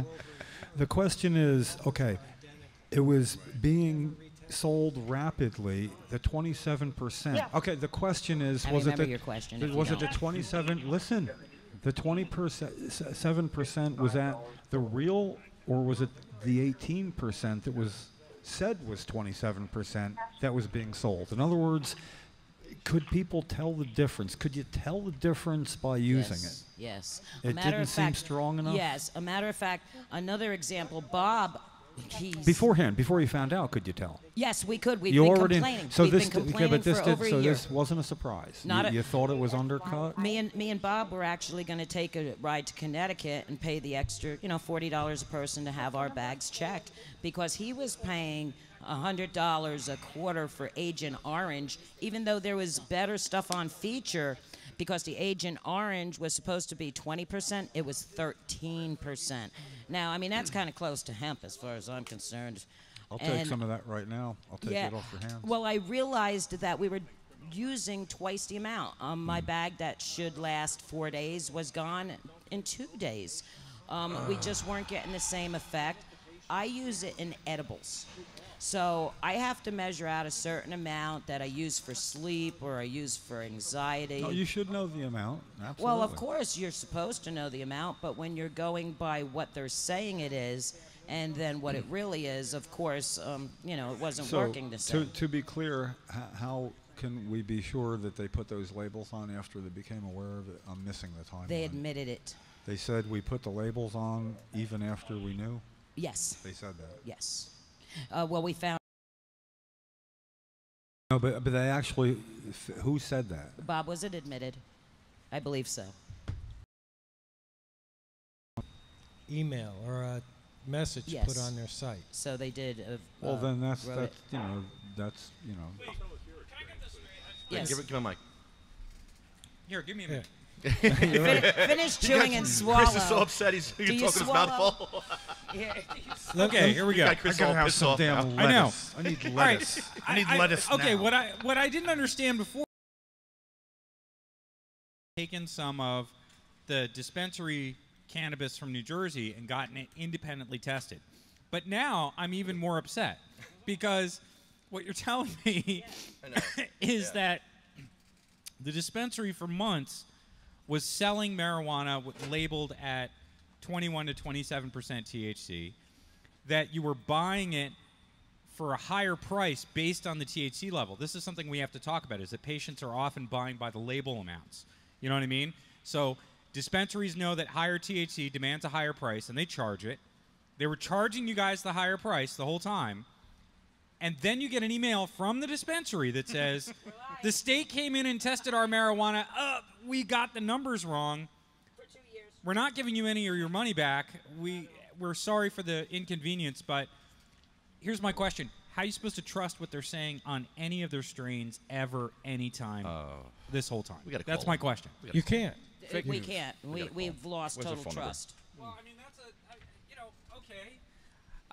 okay. This is one of 6 exclusive state contractors to supply this. And since the state ferreted out the fact that they had screwed up their lab testing and had misrepresented it to patients, like, all parties are responsible here. This is my point. Like, in a situation like this, it's the dispensary and the state that's responsible for, I don't know, misinforming patients this the whole time. They should have quality control. Well, the state. Well, there should be a recourse. It's a medicine. Chris, the state had it down where they're supposed to retest yearly. Only once a year. Once a year for their medicine. They didn't even do that. No. I have bags here that are over a year old, and the information is identical. And there's no way they're from the same batch. A year and 3 months apart. Just so people know, I mean, the way a dispensary in California works is that every batch that comes in from a grower gets sent to a laboratory for a multiplicity of tests. Every batch. What you're saying is that once a year they come by and they test the marijuana and they trust these ATCs to put out exactly consistent quality all year long, which is impossible. Without supervision, without testing, without checking. It's not how it works in other states. I mean, this is not a standard that works for patients anywhere else. I mean, I don't know. It's not working here. No, they need to take the marijuana law serious and realize this is medicine, because if this happened at a pharmaceutical store like CVS, if you went there with a prescription for 30 milligrams, because that's what you need for the type of pain or whatever condition you have, and you find out, well, you've been suffering and you're in pain and it's not working, and then you find out that they admit, oh, well, we're sorry, we've been giving you 5 milligrams the whole time. You should have they said, you know what they said? They said, well, you should have doubled up because you would have still had the effect. Yeah, we should have doubled up. At $500 an ounce? Yeah, exactly. At $100 an ounce at top shelf. You're not allowed to double up. You can't Give them the mic. Exactly. We're only allowed a certain amount, and then to have the best. You can't double it's 2 ounces. It's kind of like if you went up to a street dealer and said, okay, well, your weed looks good, it smells good, but what's your THC percentage? He'd say, well, I don't know. Your guess is as good as mine. At least he's honest. I mean, the dispensary wasn't honest. Well, honestly, I like I forget which comedian does it. I think it's Cat Williams. And it's sort of like, to be saying, oh, this shit right here, yeah, this shit, way better than that shit. This shit right here, it's way better than that. So, like, they'll lie to you in good spirits to get you to have it. It's not like I need a specific amount, and then you get lied to. That's where it seems like there could be a line. They got to get this out of their head that this is my medicine. This isn't just marijuana that people are smoking. Yeah. I'm not just smoking it. This is medicine I take to control symptoms and problems I have. Yeah. If I take the medicine and it stops working and I complain to them and they do nothing, how would hold them liable? They should be held liable. What about all the money I like feel I got ripped off from them for a product that was totally misrepresented? I was lied to personally to them about the testing procedures, and I think it's criminal. It is. I mean, if Pfizer did this, there would be a class action lawsuit against them within a day or two, and people would be lining up to sign up for it. But evidently there's no control over the dispensaries in New Jersey, and there needs to be control. I mean, this is our medicine. How much did we pay to get here? Have you gone through, like, the channel of going to the medical marijuana program itself? I mean, the state is next. In other words, there's what's it called? The medicinal marijuana program. The program, the people who actually run the program, it's something I think should definitely be put in their lap, but they're the ones that really need to know about Yeah, that. you'd have to talk to a lawyer, I guess, about. I mean, I if you were thinking did, about that. and Yeah. there's nothing that can well, be done. How are they so ever far. going to I earn mean, back the that's- trust No, they're not. of the people? There's no laws. You know, the you only know, way I they're don't because it's know. such a new they can program. keep people, I think, and me, is to offer us some kind of a credit for what we had purchased and lost. That Keep would, me well, there. That would be Offer me a credit, and I'll stay there. On pain? How do you credit pain and suffering? Credit me Oh, the you money can't- I put out for a That product doesn't that doesn't wasn't, make up for that it, would but be that's a not small that doesn't price to pay. No, that's not No. good enough. and then test every product. That's every a little time you better, grow. yeah. Maybe some Test. procedures Those are the and- only Oh, two different things changes. I think they should need do. Changes. to offer changes. They can't just say, "Look, this is we've been actually 40% off on our percentages," and but the problem is they're not going to fix it. No, someone could have It's died. staying that way. You can't get Look their at- life look back. at little Tuffy. I mean, and he's shaking because I mean he depended on this medicine at a certain percentage to, for anxiety or whatever you're using it for, irretractable muscular spasticity, which me and him both have and use it for. And yes, we have noticed a difference over the What past about year. the other strains? Was this just with a few strains? No, I believe Or it's how- with all They of only their retested strains. the 3 strains or the three. 4 strains. Yeah. So we can't believe anything that's on any of the bags. I right know now. all the other strains have not changed. Not at since all. look at if you have any patient out there who has any old bags, I save all of mine. Look them up. See if any of the numbers changed.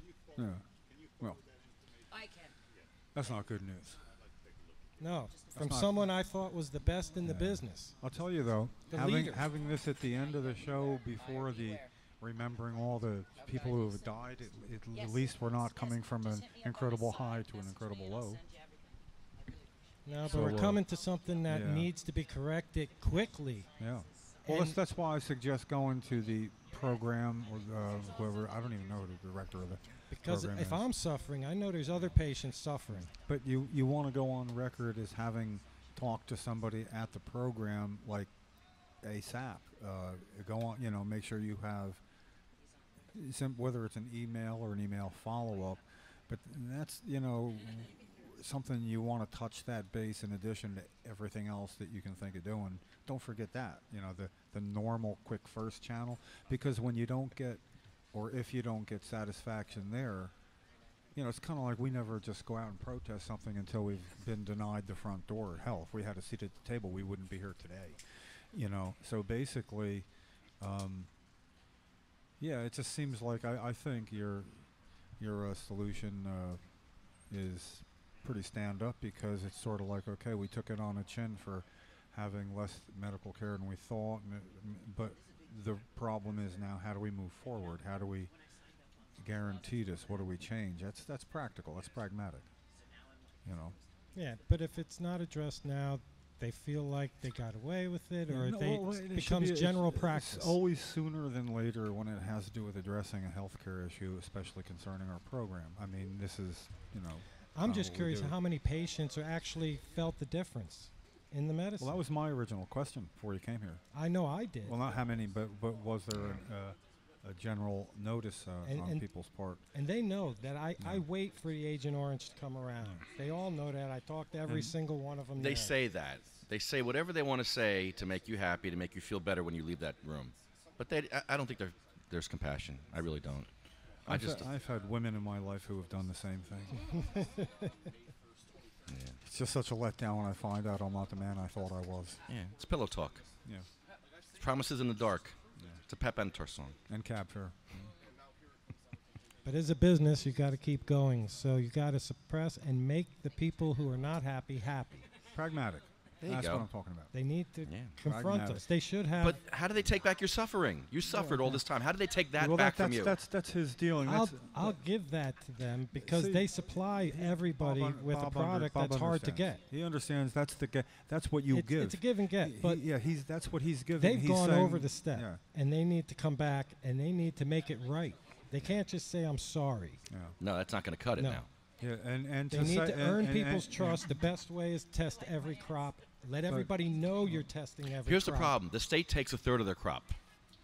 The state will come and take, if you grow 100 plants, they're taking 30. If you grow 1,000 plants, they're taking 333. They take a third of your crop. So that's a problem for the dispensaries because they don't want to give up too much of their crop. What are you talking about? When the state comes to take their crop for testing, they will take a third of the crop. No matter what it is, whatever strain that is, they take a third. Now, whether it's 100 or 1,000. Is that good to get a cross section? Do they, in other words, I was told they pick plants out of a random from fashion? Compassionate Sciences that they have the ability to test right there in their facility. They can test their own product on every grow.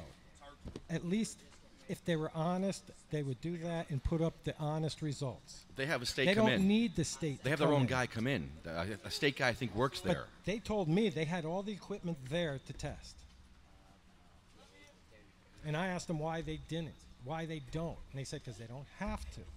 And I'm like, you're not dealing with people on the street who are having fun. You're dealing with patients who need this for reasons to keep their lives happy and healthy. This is not you ought to have also electronic communications that you can have a better record of.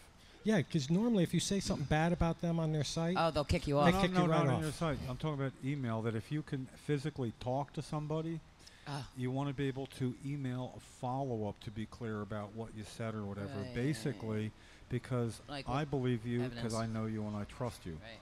Somebody that doesn't know you and doesn't know if they can believe or trust you to say that's what he said, it's always so cool when there's that trail of paper trail. Oh, yeah. So I would, a follow-up to something that isn't going to be like this, that you can then say, look, they did know, or whatever, And another I've thing. seen it done on several drama shows where they get you to confess. Yeah. Well, They already have. Stephen Kuspowitz had called the state of New Jersey marijuana program to ask a question about Compassionate Sciences, about the spraying of organic oregano as a pesticide.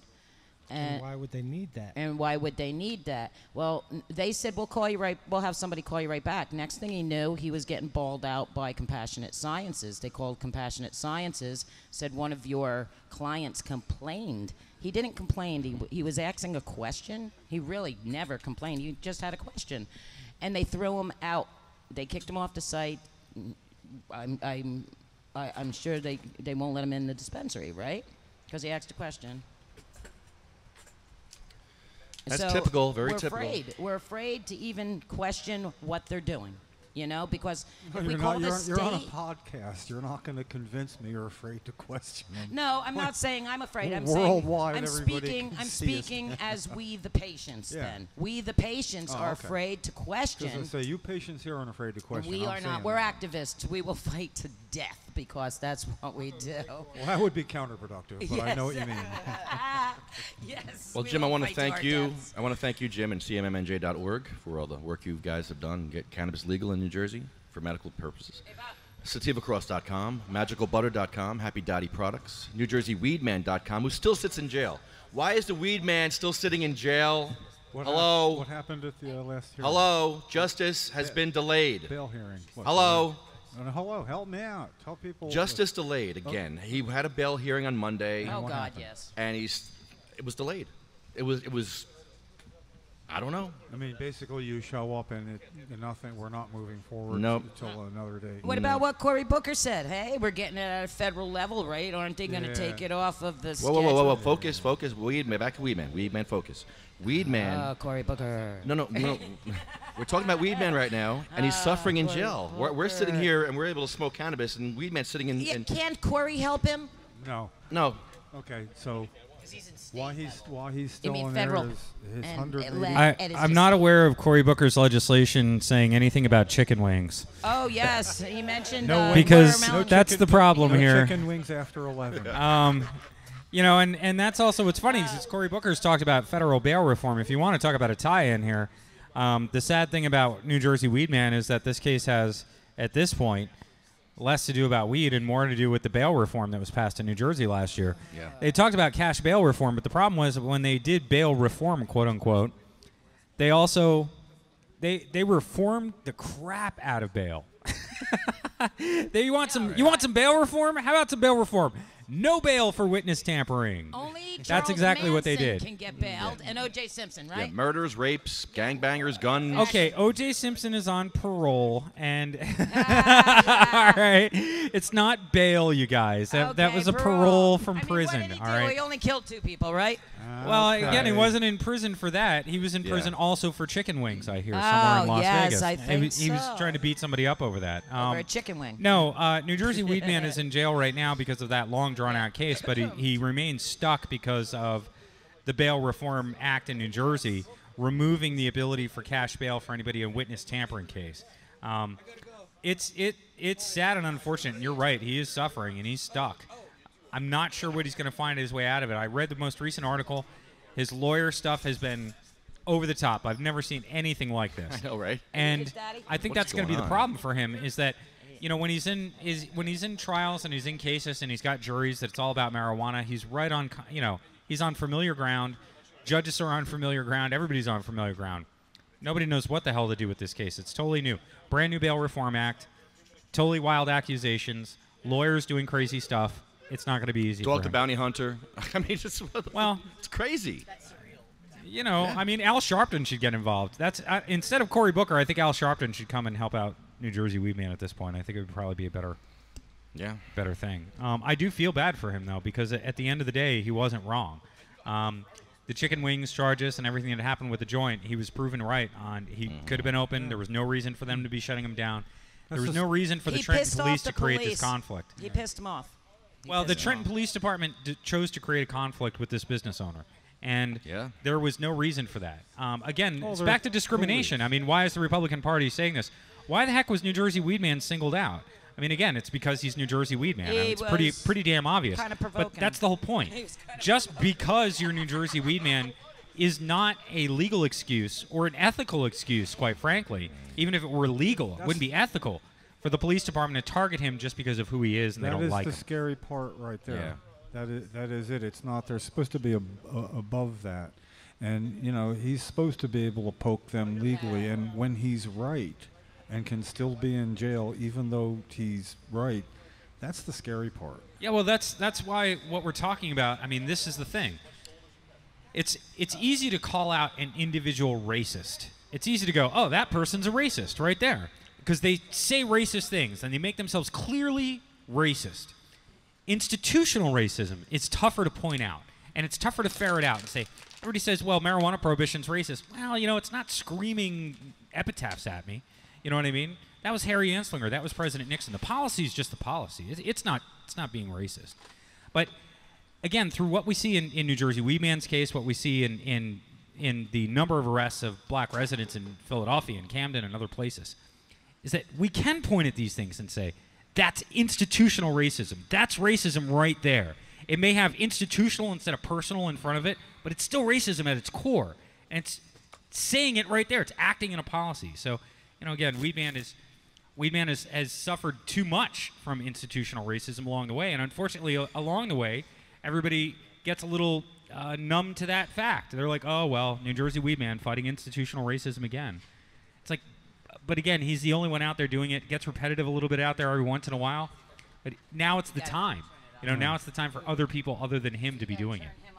Yeah, I was arrested last week, and it was crazy. And to be in a jail cell even for 20 minutes You is shouldn't terrible. be in a jail cell. So for him to be there, it's fucked up. Why were you Excuse my arrested? language. Why? No, it is fucked I'll up. talk about that. Yeah, No, I didn't hear it. air, but Oh, it was some bullshit. It wasn't right, man. They No, it shouldn't be wasn't right. sticking people like No. you. So You're even so 20 passive, like minutes. you're a threat to society. Get you Yeah. off the streets right now. Exactly. So feel even, safer. even just Oh, 20 minutes was God. terrible. So I can't even imagine waking up every single day there, like 20 for weeks. no reason. For no reason. Like I can understand like killing somebody or like stabbing somebody or like doing some crazy shit, but like any drug. Like I know you got like it's not just like we're here for weed and everything, but if like people want to get high, let them get high. Like, stop calcifying their pineal gland and like Yes. just let them get off the fucked up. fluoride, everybody, and the pharmaceuticals. But let me play devil's advocate here for a second. I mean, wasn't You're the Ed? devil, Sam. Yes, I am, and I'm his advocate too. So let me just take care of this Devil's part of it. advocate. Yes, I That am. could be the Watch name of our out. biker Watch gang. out. Yes, The that's Devil's Advocates. the Devil's Advocates. I'm gonna start a biker gang for women. Listen. So anyway, I think Ed might have got out. Like, you know, if you use honey, you get a lot more than whether you use lemon. But he put something up on Facebook Live when he knew. You know, there's laws against that. Isn't that why they're holding him now? No. What's coming all out is that him and his lawyer basically talked back and forth about stuff that they were going to do, and Ed felt like he could. He was, you know, I understand his argument now. He's basically saying that he wouldn't have posted a bunch of crazy stuff that ended him up in jail in the first place if his lawyer didn't tell him it was okay to do so. And I get that. I mean, he tried to be careful. He checked it off a lawyer. He's like, you know, hey, I'm going to do this, and the lawyer's like, yeah, go do it. Not be careful. You might get in trouble and end up in jail without bail. And that's what a lawyer should have said to him. I might sue you. Right. Oh man. So yeah, you know, no matter. Again, wasn't he poking at Officer Flowers? I mean, I think that had a lot to do with it. Look, the whole thing is messed up, Sin. It's a cascading set of events that happened because the Trenton Police Department. It looks like a fight between two kids on a friggin' playground. The Trenton Police Department used all of its force to discriminate against a local business owner because they didn't like him. Oh, and it's just flat discrimination. I mean, what happened afterwards, again, is a result of them creating the conflict. So at the start of the conflict is the Trenton Police Department discriminating against New Jersey Weed Man, and every step along the way, it all started with weed. Like Judge Judy says, if it wasn't for the weed, this would never have happened, all this other stuff. I'll tell you what, one of the things that I can't forget is what he wrote, and you don't tug on Superman's cape and you don't spit in the wind, right? Wasn't that your words? Or piss in the wind. Piss in the wind. All right, well, somebody said that. That was me. That was me, Cindy. As someone who smokes marijuana in front of the Liberty Bell, I often spit into the wind. I mean, it's just, it's one of those things. All right, DavidVersusAutism.org, Blue Planet Biotech, Run They're New actually Jersey. taking down the podcast around us. Yeah, medical dash. Grannies for Grass, Tuffy's Fight. Thanks for having me on. Legalize for Remember, Lorelei. beautiful people like her don't belong in cells. Legalize for Lorelei, JacksonStorms.com, Paris for Sarah, Paris for Pete, Jenny's Purple Ribbon Journey, Jenna's Journey, Women's Veterans Collective, Weed for Warriors, and Phil, you have Fully Baked Radio coming to Mill Hill Park on August 12th. August 12th.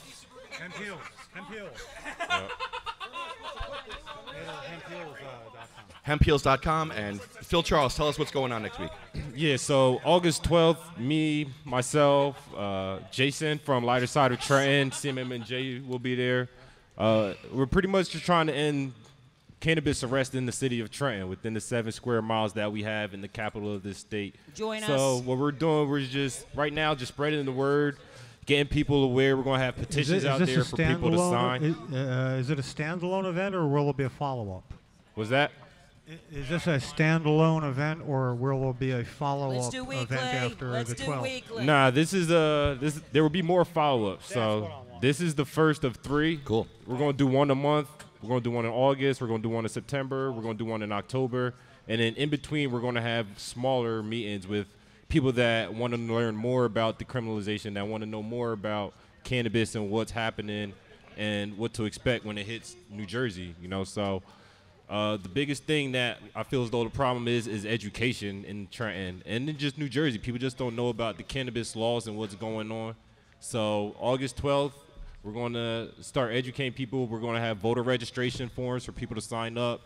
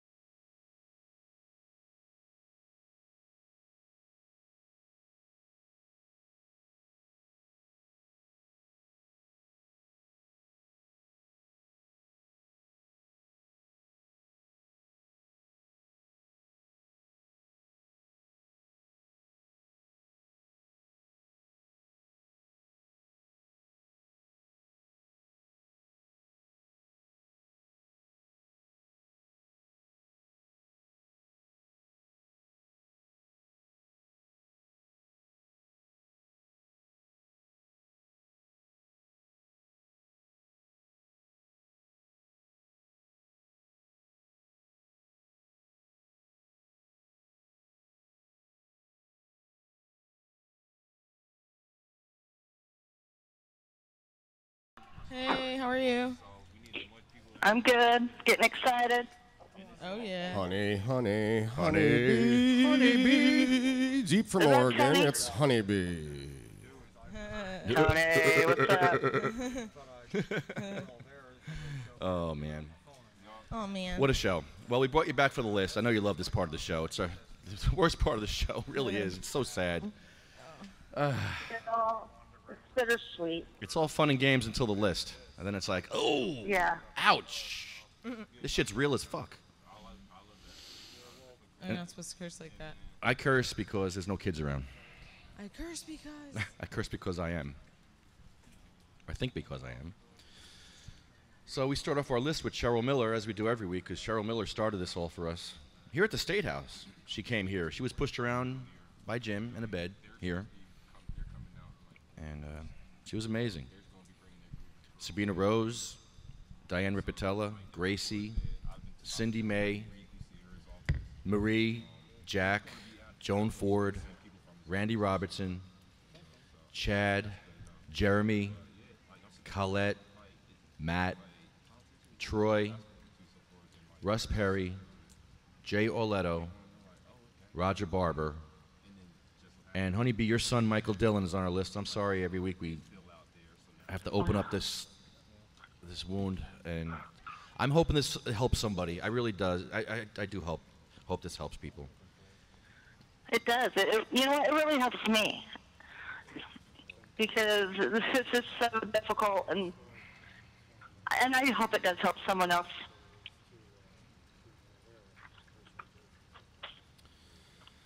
And if we could all, help people in need, maybe he would still be here today. So please, give your 10% to someone who needs help. We will. Did you talk about the bracelets? How people can help Sativa Cross? Yes, you can support Sativa Cross by buying a Sativa Cross bracelet, $5, or buy a T-shirt. You can get a T-shirt and a bracelet for $20. And thank you for a great show, everyone. Yes, what a great Thanks show. for having us on. Thanks, Ariel, for making it. I'm glad you're here. Thank you. Me too. All fished out. Nice. Now I have the decision on Friday. Do I go to New York City for Fish, or do I just go to Philly for Revolution Reggae Show? Oh, wow. And I don't know what to do. Revolution. Revolution. Yes, Revolution. Yeah, Revolution. I mean, yes, the Fish show's gonna Revolution. be really fucking good. You But saw them already. They were just here. Revolution was? Yes. Yeah, you got to see them now. Nice. There you go. That's awesome. Yeah. All right, Honeybee, you want to take us home? We're out of here. Yep. All right. They shall grow not old, as we that are left grow old. Age shall not weary them, nor the years condemn. At the going down of the sun, and in the morning, we will remember them. We will remember. We will remember them.